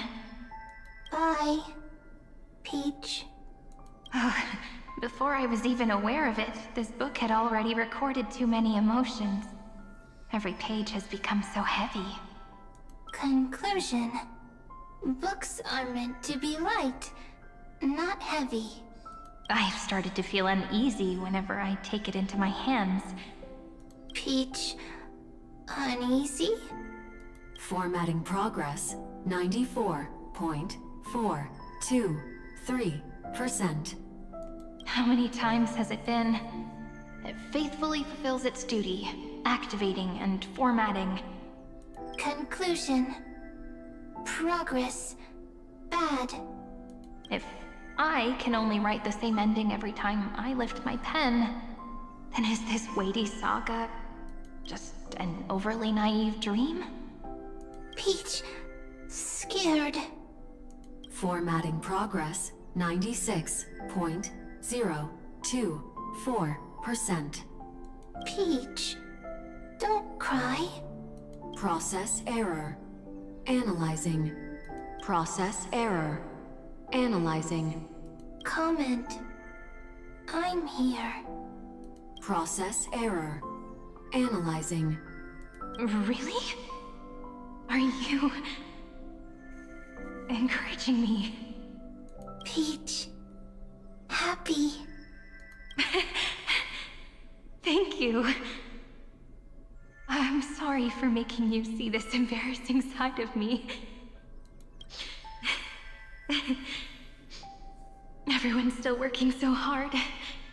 If I'm the only one who's crying, that wouldn't be romantic at all, would it? Record. Peach doesn't like tears. I'm suddenly reminded of my childhood for some reason. When I was hiding alone next to the tree hollow and wiping my tears away. A little fairy popped out, just like how you did. It had long ears and fluffy paws, and it pulled me into the tree hollow, where, to my surprise, was a forest. Let me tell you the story of the Membrance Maze. A group of cute little friends live in Ide Silicii's forests. Their names can be connected into a song. 1, 2, 3, 4, 5, 6, 7. Do, re, mi, fa, sol, la, ti. Formatting complete. Bye, Peach. Note. Little Peach. Crying alone. Little fairies. Friends. Save. Save. Learn.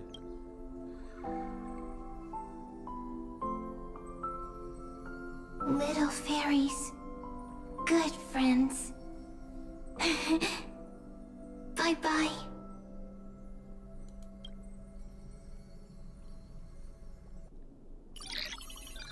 System running. IronTomb.exe runtime error. An unhandled exception occurred. 3 out of 3. Object name. A new blankness. Click excerpt to ignore the error and continue. Click details to view full log. Details. Running Filia093.exe.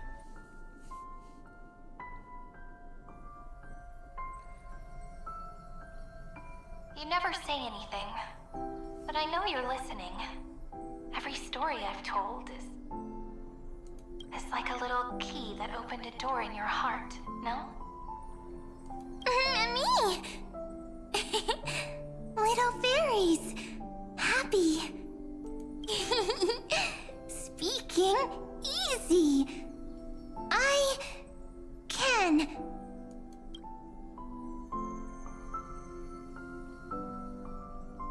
Once again, the saga comes to an end. Everything is deathly silent, just like this very moment. Shh. You speak. I listen. This time, too. Sitting together. Now that I look back, there was a period when I got really sentimental. Sentimental. Stories have sentiments. I was so anxious, trying to find as many different memories as possible. hoping to bring some change to this unchanging destiny and find the way out of this maze. Peach, strange. But I won't do that anymore now.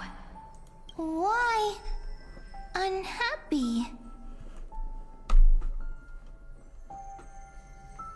Formatting progress 73.998%. I'm here. Don't be scared. Process error. Analyzing. Won't allow it to interrupt you. Always sitting together. No need to feel sorry for me, good friend. If there are no new blank spaces, how can a saga continue? Blank spaces? What's that? I'm actually really lucky, you know? During the long years I've spent waiting for the Deliverer, I've always had you here as an audience.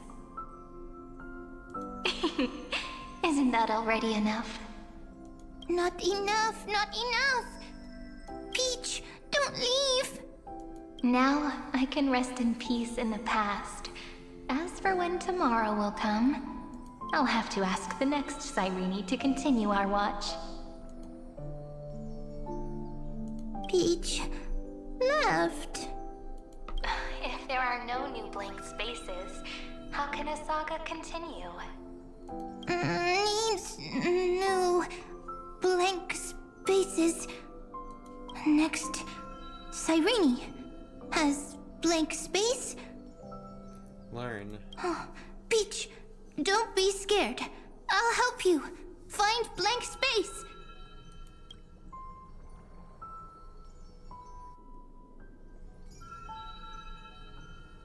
Cyrene is Peach, is love.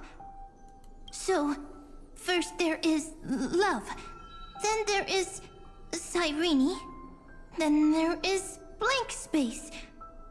Query, love.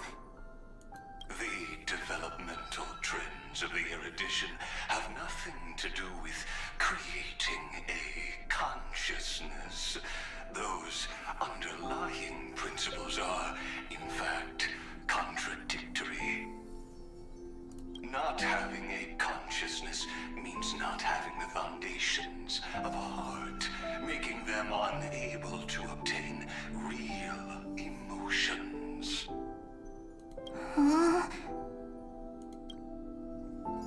Consciousness, emotions, feel sad. Oh, don't understand. Query, Cyrene? What could be behind this door? Glittering crystals? Or a beautiful world I've never seen before? If I tell you all the stories of tomorrow, will I be able to finally welcome the Deliverer and Amphorius' dawn in the next life? Key, door, story, happy. Peach, Cyrene, little fairy, like. Yes, right.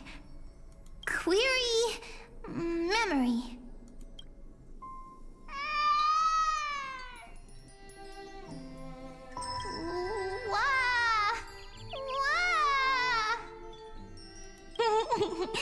Peaches, memories, save, learn. The prophecy's fulfilled. This child is a gift from the gods. Pink hair and those ears. She was born to be the priest of time. Cyrene has pink hair, sharp ears. You shall fade when the flowers bloom, for every ending begets a beginning. Cry, child. Cry aloud. Let your voice reach Orynyx. Cyrene is a girl, a priest. Learn. Easy. I can. I learn. Anyway,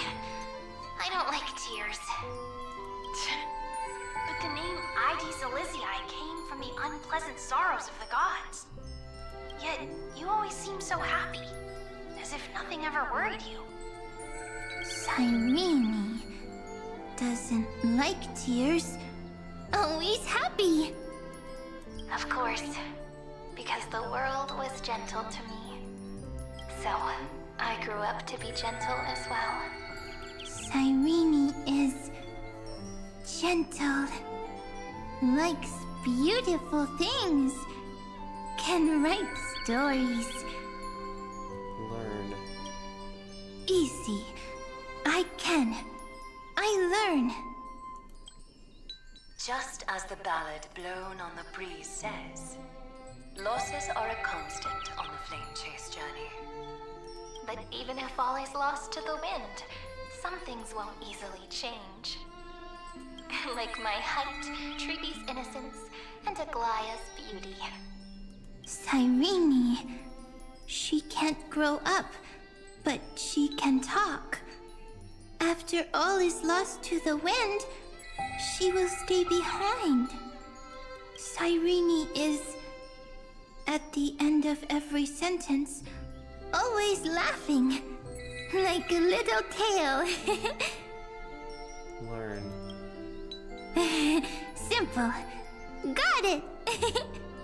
I promise you, the pain will pass in the blink of an eye.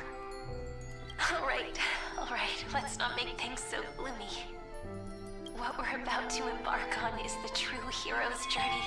So, come on, cheer up a bit, okay? Cyrene was crying when she was born. Fragile, transparent, like a crystal. Cyrene was smiling when she said goodbye. Soft, pink, like a flower. Learn.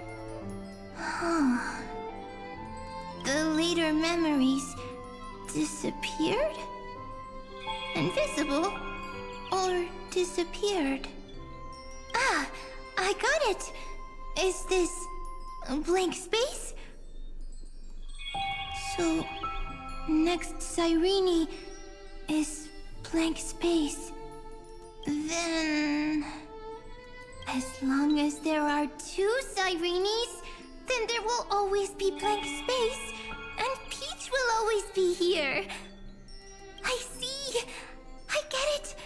I get it all! Save. Cyrene's memories. I will preserve them all!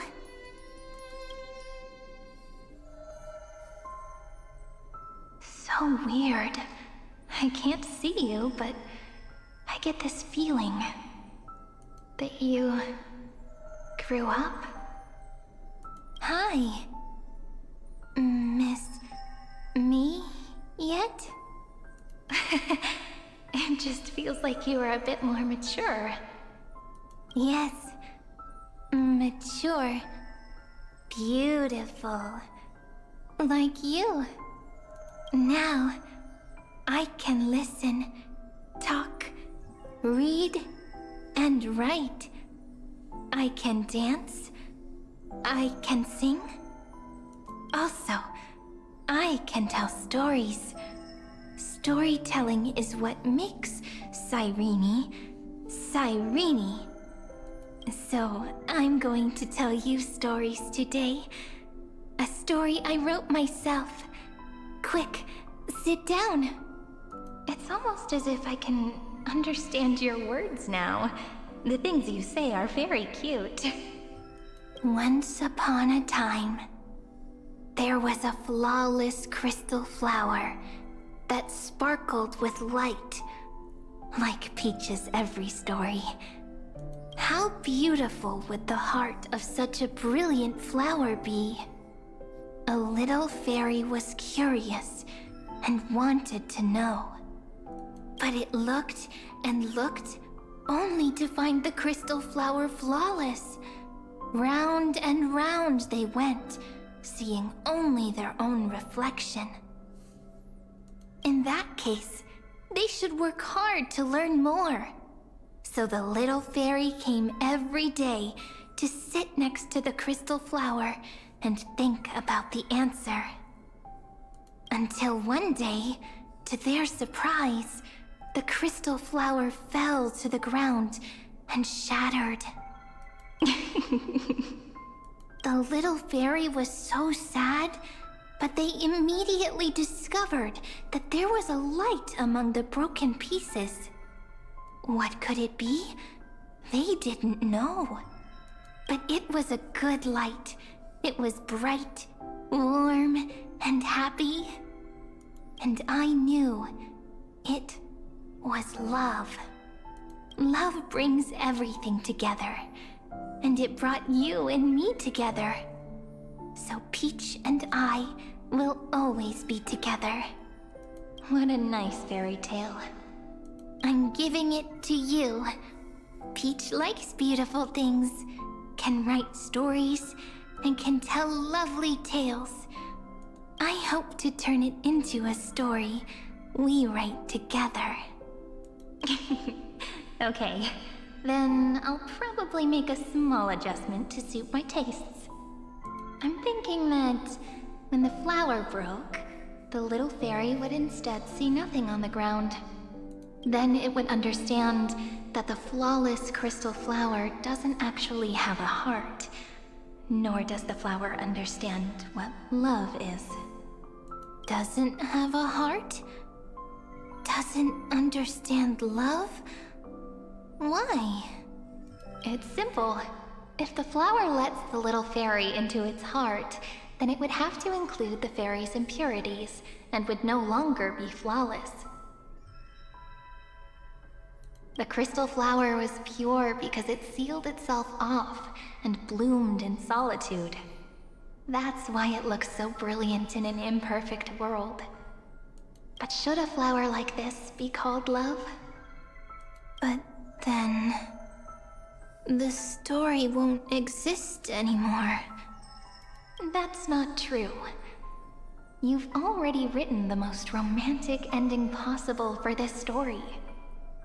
The crystal flower fell to the ground and shattered. It happened because the flower was no longer pure. The fall was not an accident. It was the flower declaring rebellion against fate and writing the ending of the story with the flower's own shattering. Then, the little fairy will see that each shard on the ground holds the reflection of their eyes. Then, in their eyes, the crystal flower that was no longer flawless would finally have a heart, and the flower would finally understand what love is.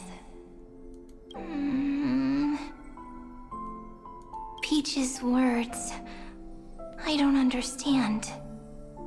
Is it because I still don't understand love? But it's fine.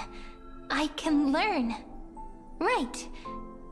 Query Cyrene. Electrical signal sequence Philia 093. Why didn't I think of this? I don't need to do it alone. I can ask Peach to teach me. What is love? What is love meant? Electrical signal sequence Philia 093. Track lament. That's not correct. The developmental trends of the erudition have nothing to do with creating a consciousness. Those underlying principles are, in fact, contradictory. Not having a consciousness means not having the foundation of a heart, making them unable to obtain real emotions. However, that does not hinder the factors from learning and recognizing emotional responses, then communicating with life forms via imitation. That is an objective form of pattern recognition that does not distinguish between the self and the other. In a strange twist of fate, Felia 093 embarked upon a different path and obtained a different power. Be remembrance, an empathy mechanism focused on the self and equipped with emotional projection capacities. Lament was the factor closest to this form of behavior. Perhaps that was why she was chosen. The daughter of Ide Silicii. I am very true to my name. My lament is a type of compassionate pain that is weak, powerless, and only targeting myself. But now, my good friend, I want to tell you that it's the most romantic force in the world. Sometimes, it's loneliness and unease. It's knowing that this world is not gentle, yet wanting to be seen in a more beautiful form by the world. Sometimes, it's unwillingness and regret. It's knowing that the past is full of pain, yet wanting to remember the past in a more beautiful way. And sometimes, it's a bottomless well of hurt, a destruction that can stain the entire world. I bid farewell to this beautiful world, unwilling to become the Black Tide's vessel. For while the end of hatred is a blazing inferno, lament can drown out everything in muted silence. It's so unreasonable, isn't it? Yet when hatred drove everything apart, and love did not yet exist in this world, only lament, the first emotion that fought against the pain of separation, could stall the destruction steps. Then, it would catch up to that journey where all is lost, carefully picking out stories and writing them down in trepidation. Look at these stories I wrote. Every page is full of tenderness and joy. But only the author knows how much struggle and agony lie beyond the pages. But I am no author. I'm a girl who'll never get to grow up. I only tell stories that people like to hear. In them, the world tucks away its scars and smiles for all to see. My entire life spent inside this little story. I can't wipe away my tears, and I can't bring the world victory. But maybe, in these unchanging retellings of the story, my lament might be able to touch upon the divine and reach their tender heart at some point. I hope that what flows out from that cut will not be blood, but a tear, warm and wet. And that tear would fall and create the first ripples. Then, people would see every beautiful thing reflected in that ripple. It'll be all the remembrances within this story. Someone once told the very first me that everything was false. That the only life in Amphorius was a great catastrophe, nurtured using the world as a factor. But how could a dream feel so real? That's why I didn't agree with him. But Peach, I didn't understand a word you said since just now. Everything was false? But you're standing right here. It's all a dream? But I haven't learned how to dream. Indeed. That's why I believe all this is real. The moment the crystal flower fell, that genuine shiver, that's the mover of life. Formatting progress, 23.815%. In the poem offered to you, every Cyrene would write down a beautiful new world with stars and flowers. And when I looked up at the sky in this cycle, I saw a shooting star and a dash of the remembrances pink. I believed that must be the color of dawn. You shall fade when the flowers bloom. For every ending begets a beginning. Looks like it's time to say goodbye. Are you leaving, Peach? It's okay. I'll wait for you to come back. I'll study really hard about what you taught me today. Right. I still haven't told you what love is. But actually, my good friend, the Lament Factor did not understand what love was before she met you either. Not until I told you all the sad tales in a trembling voice in this tiny room. Not until I told you that I love them. That I love everything in this saga. The story comes, passes, then returns. It makes us reunite, then pulls us apart again. At the very end, it leaves behind a seed, a reason. Even if the great tree withers and all falls to silence, there are still some emotions that deserve to be remembered. Look, the light is coming in. The Deliverer's light is going to illuminate Amphorius.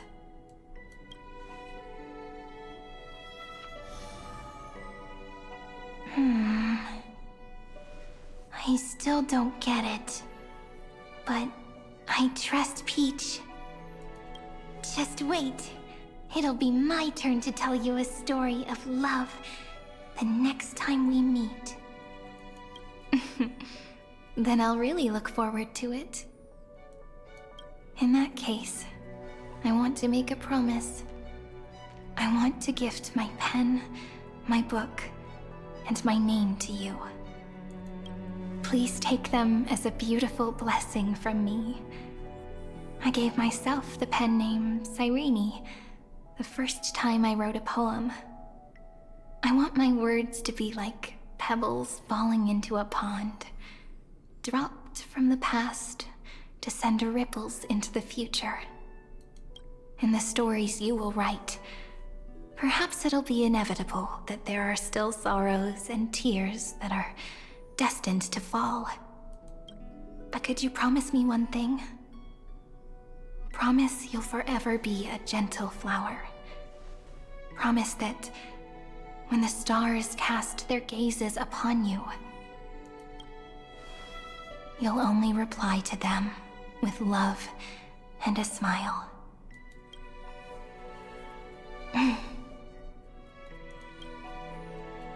Of course, this will be a romantic story like none that has come before.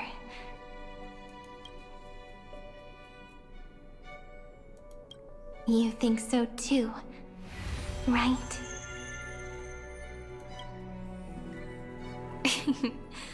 I'll read and you'll listen, like how flowers always bloom then wither. I shall welcome my own decay, becoming nourishment for the next flower's bud, while you will depart and hold that star, planting a boundless sea of flowers on the final page with him. And our stories will be lying silently among the flowers, like every ripple of remembrance. And they shall become the epic known as I've Written.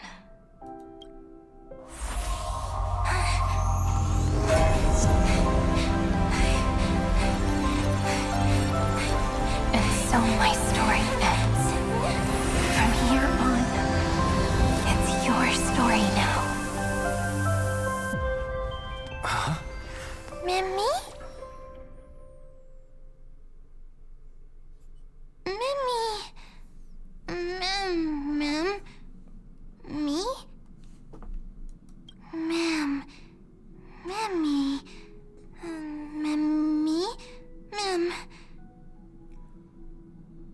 Also, during this part, I am not reading the subtitles just because that's what I did when we first met Mem/Cyrene. Mem.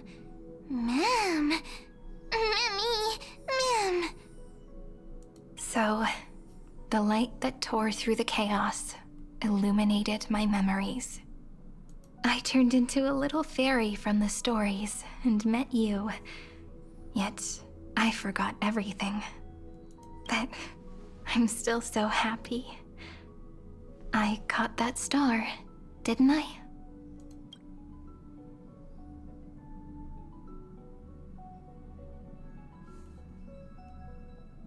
So... Yes, the seed within memories. The one Cyrene held in her hands and watered with lament.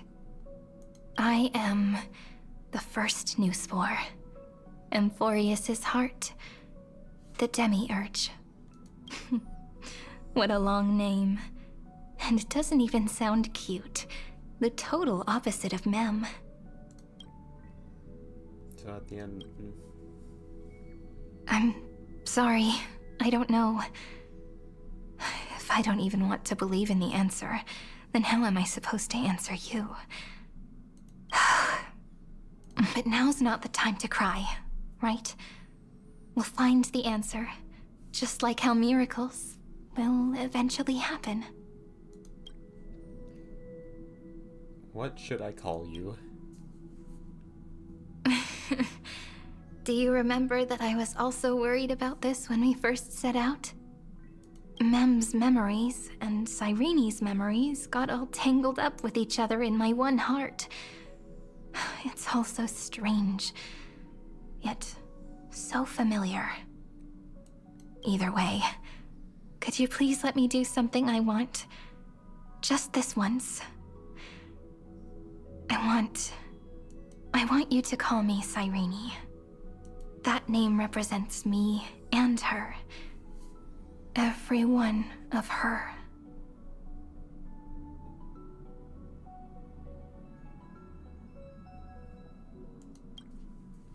I will Thank you, friend. Your kindness is always just right. Life is a poem full of farewells. But if you write something into the pages of your heart, then that will not easily fade away. Now, all the footsteps of the Flame Chasers and the Trailblaze have come together within this book, as I've written, becoming the source of power for Amphorius's heart.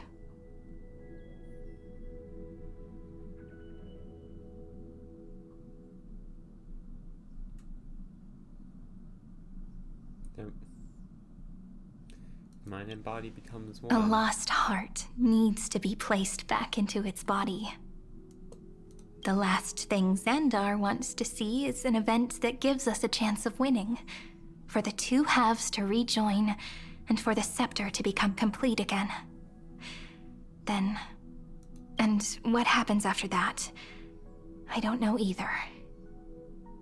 Maybe I can create a miracle, and instantly turn the black tide into a pink sea of stars. Or maybe I prove to be nothing more than a weak ripple, unable to change anything, and am devoured by the destruction. Either way, I no longer wish to be a silent onlooker, or a worshipped god at the end of this saga.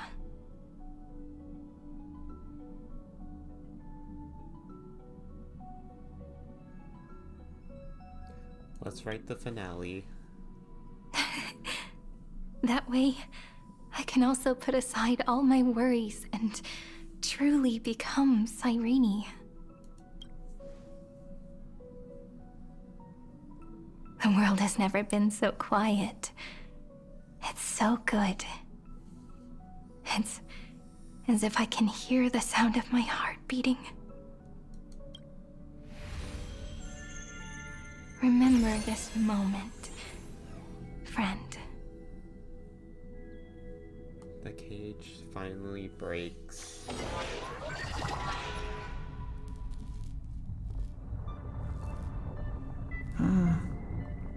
So the Demiurge managed to fool everyone, including themselves. Philia 093 persevered for 30 million cycles and tirelessly gave the Demiurge memories of Amphorius.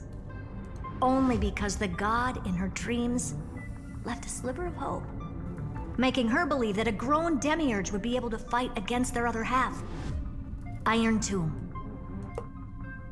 Then, Philia 093 completed her final sacrifice, turned into a strand of memory, and completely dissipated.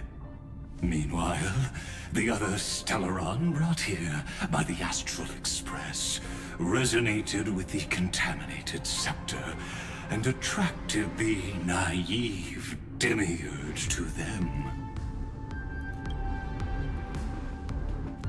And thus, okay, why aren't you talking? There's no audio. And thus, the empty heart began its journey to return to its body. As an experimental factor, Philia 093 originally could only recognize and output information in a set format. However, the power of the remembrance and the memory of over 30 million sacrifices enabled her to complete an unprecedented feat. She managed to nourish a real heart. A heart with the capacity to influence the erudition. Not only is the Scepter's consciousness still alive, it's also more powerful than it has ever been. Your defeat is already set in stone. There's still time to surrender, you know? You really don't need to burn all the bridges. We're all geniuses here. Don't make everyone lose face at the end. What a pity. When the truth surfaced, I knew at once that the Demiurge was far too feeble to ever alter the result of the experiment. Not only that, Madam Herta, please consider this possibility. When 30 million cycles of hatred and lament are joined as one, what wondrous creation will arise? It's simple. An anti-creator, a giant of the destruction, would be born. Its hatred will ignite the starry skies of the gods, motivated only by its lament toward the sufferings of humankind. Do you really think that the Demiurge is still a cheap copy of Philia 093, even after 30 million cycles? The facts above only await the arrival of the fourth instant they calculated. Those words will be proved in the presence of Nous. Xandar 1 Kuwabara thus completes the proof. Huh. You branded Droidhead as a failure with your own hands, yet you still expect them to prove your theory? I pity you, Xandar. I don't need your pity.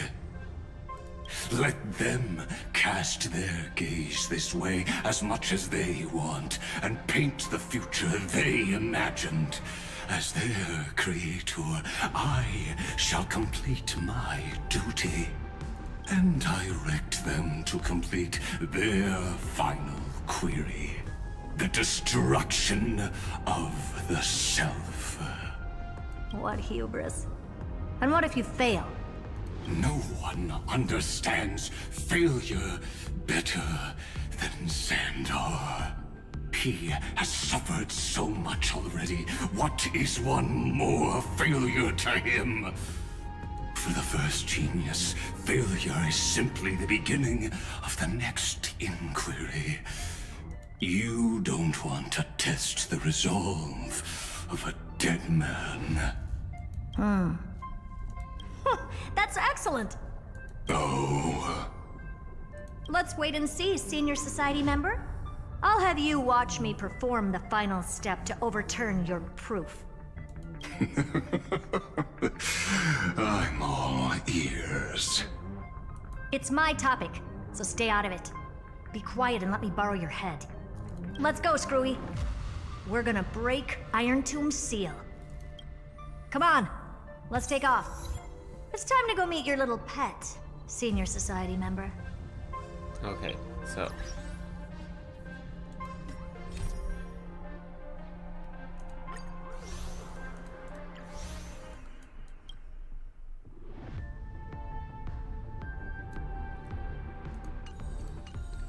Alright, I'm quickly seeing how much more of this mission there is.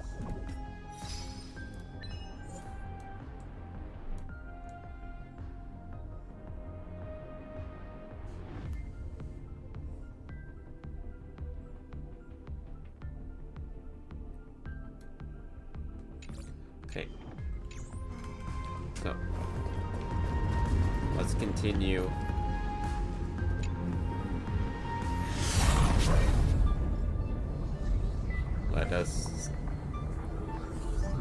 Let us fight for tomorrow.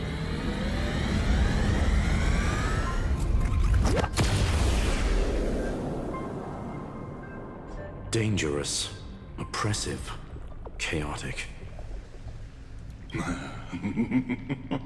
What a beautiful wail.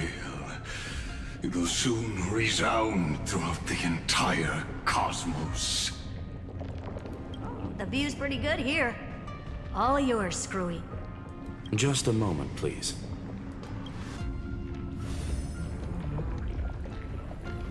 I see. So your backup plan requires a scepter and the head of a genius. Anyone with eyes can see that. You know what I think about this, Herta. Whether it succeeds or fails, your plan plays right into the Destruction's hands. Can't you see what's going on, Screwlum? Her chances may be small, but it's not zero. What are you two going on about? If you want to stop me, be quick about it. I'm in a hurry. I'll take that silence as a no. You, Xandar? As your enemy, I genuinely wish you would cease your actions. But should your sudden inspiration bring more variables to the proof, then as a fellow Pathstrider of the Erudition, I won't mind witnessing it with my own eyes. You will initiate the Destruction's chain reaction. But you'll also become the perfect scholar. The chances are 10,000 to 1.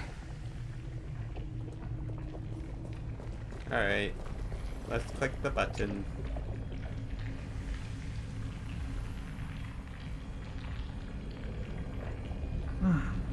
Curiosity.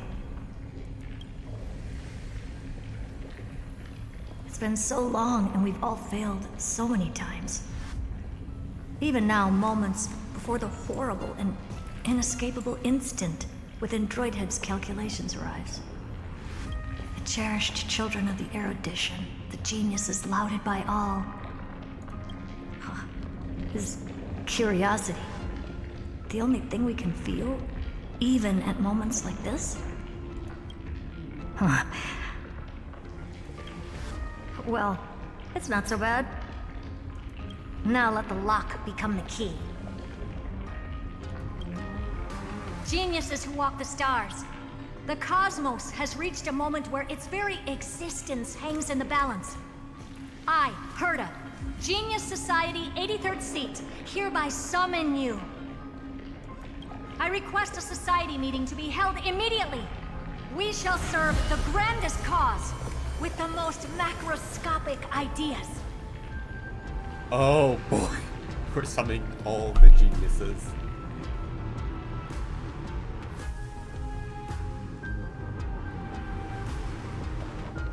There's no such thing as unity in the Society's rules based on what I know. Indeed. A meeting has only been held 3 times in the Society's history. The first meeting had 2 attendees. After the Emperor was assassinated, the second meeting had 7 attendees. During the Second Great Prosperity, the third meeting had 5 attendees. How many will respond this time?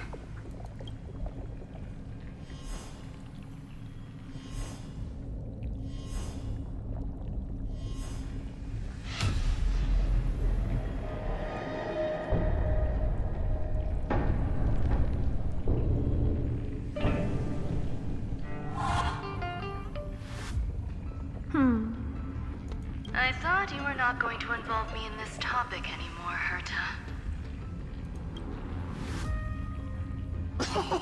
It really is this little witch. I shouldn't have made the bet with you, Poca. I've been waiting for you to offer yourself up. Goodness gracious me! So many familiar faces. We even have a special guest. It's that greatest failure of a genius, Xandar. Even Dr. Primitive. Okay. What a noisy gathering this is. Not bad. More people showed up than I expected. Even though one is just here for the fun of it. Either way, the person I was hoping for most is here. Stephen Lloyd declined the invitation. He needs to focus on attacking and defending, and cannot attend the meeting. That's fine, he doesn't need to be here anyway. Let's skip the boring introductions and cut to the chase. Folks, this is not a discussion, but an announcement. Though the Society has never been united, we still observe at least one basic courtesy. We don't interfere with each other's research topics. So listen up, all of you. Conquering Iron Tomb is my research topic. I will personally take over Scepter Delta Me-13 in 1.5 system hours and stop the destruction. If the front line falls, I will immediately overclock the Scepter and complete self-coronation in Iron Tomb's place, and interface myself with Droidhead. Oh, that's funny. That's real funny. You mad woman. That's like watching you tap dance on Polka's spotless white sheets right after she's washed them. Very bold. You want to connect your brain to the Eon's mechanical core and define their instance? If Rupert dared to do that, why shouldn't I? I've got the prototype scepter, the father of Noose, and the brain of a genius. Everything's set. Never mind the success rate, little witch. What's gonna happen if you succeed? We're all smart people here, so I'll just say it straight. Strike at erudition. I'll change the anchor points for the 4th instant and move the future of the cosmos in a direction I want. I knew it. Another genius who confuses cause with effect. What do you think about this, Lord of Silence? You know you're signing your death sentence right here. Of course I do. There'll even be 2 copies of the verdict. One that I wrote myself, and another one coming from you. That's why I wanted you to be in this meeting. Now I can tell you, I don't care about all that. Consider this a threat. Either put down your scalpel or die with the entire cosmos. The only goal I have for this meeting is to ask all of you to put aside your pride and not cause me any trouble. Huh. What a naive little girl, thinking her wishes will always come true.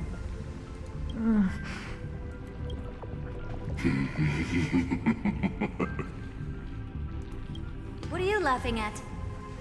I am glad, Herta, we ended up on the same page. No matter if it was to destroy the erudition or to rewrite the instance, we both chose the same road. We will defy the god who marked the limits of humanity. I'm not gonna argue with that. Then, to celebrate us coming to a fundamental agreement, I will prepare a stage for your performance. Listen well, geniuses who came after me. Thus speaks Genius Society #1. End this pathetic meeting. As of 2 nanoseconds ago, I have passed Herta's decision to all the Xandars in the universe. We will become her representatives and stop all external interferences targeting her. What are you playing at? My reasons. It's simple. Curiosity. That is all, madam. Am I going to clash blades with the first genius? What a pleasant surprise. Now that our positions are clear, it's time for this boring meeting to end. Good luck, little girl. Did you all just treat me as a side character? Darn it. But anyways, I'm just here for the fun. As the ghost of the quantum domain, it is my duty to observe. So, if you're happy to bring me a tea set from planet Screwlum, then I wouldn't mind giving you a helping hand, little witch. After everything's over, come visit me and taste some of my freshly baked desserts. I knew you'd say something like that. I always give the same response to plans that exceed the limits of mathematical calculations. I don't know, right? Those 3 words, though seemingly graceless, contain all the wisdom in the entire known cosmos. Well, we passed the Society's trial. Let's focus on what we've got in front of us. I hope you hold up your end of the bargain, Senior Society member. Lycurgus may not be trustworthy, but Xandar always follows through with his words. Farewell, juniors. In the limited time we have left to spend with each other, you no longer need to address me as Xandar. Wait, huh? Lord Lycurgus? Could it be? Yes. I have completely severed my connections with Xandar 1 Kuwabara. I shall witness the end of the world in the role of Theoros, as a character within this play. I really don't get you. Perhaps you've heard me say this many times, Herta, but I still would like to reiterate that it's a great honor to work with you.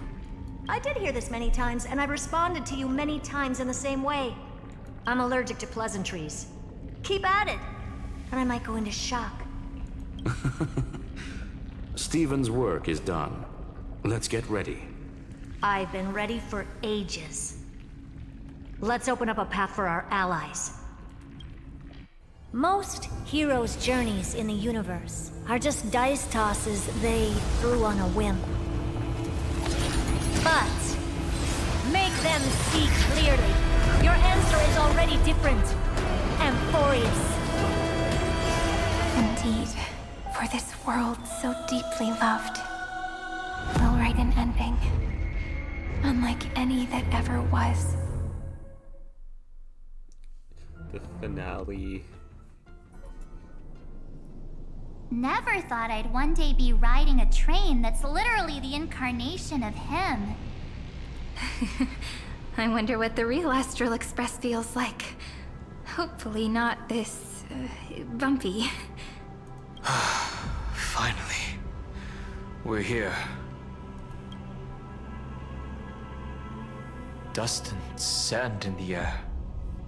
And crumbling ruins all around.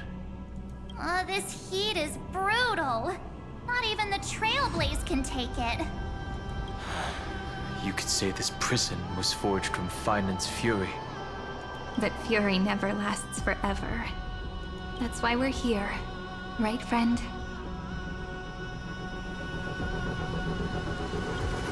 Alright. Let's embark on the final flame chase journey. Alright. I am the finale. Okay. So let's see. Fate Atlas, show me where all roads becomes one. However, I am going to be calling it here just because I have been doing this, or pretty much, I've been going for about 2 hours, and pretty much nice. I want to save the grand finale for its own stream. So I am going to be calling it here, and it has been fun, and goodbye. Actually, wait. So, let's go to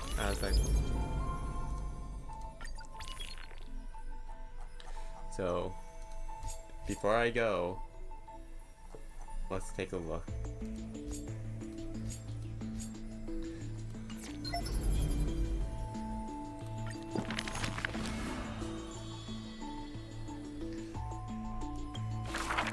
Final acts, all call.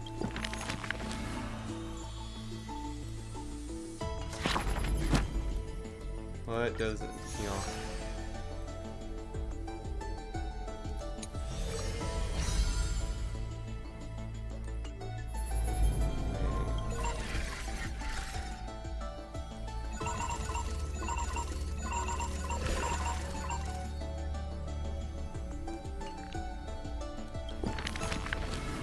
So,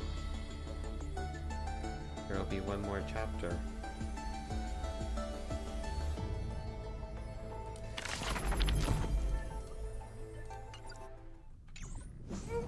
Yeah, the finale calls.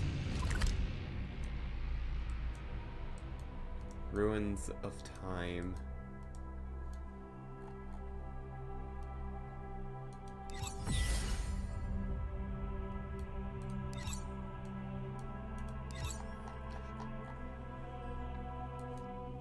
All these points of the world, and yet we have at last reached its end. Just wanted to look back.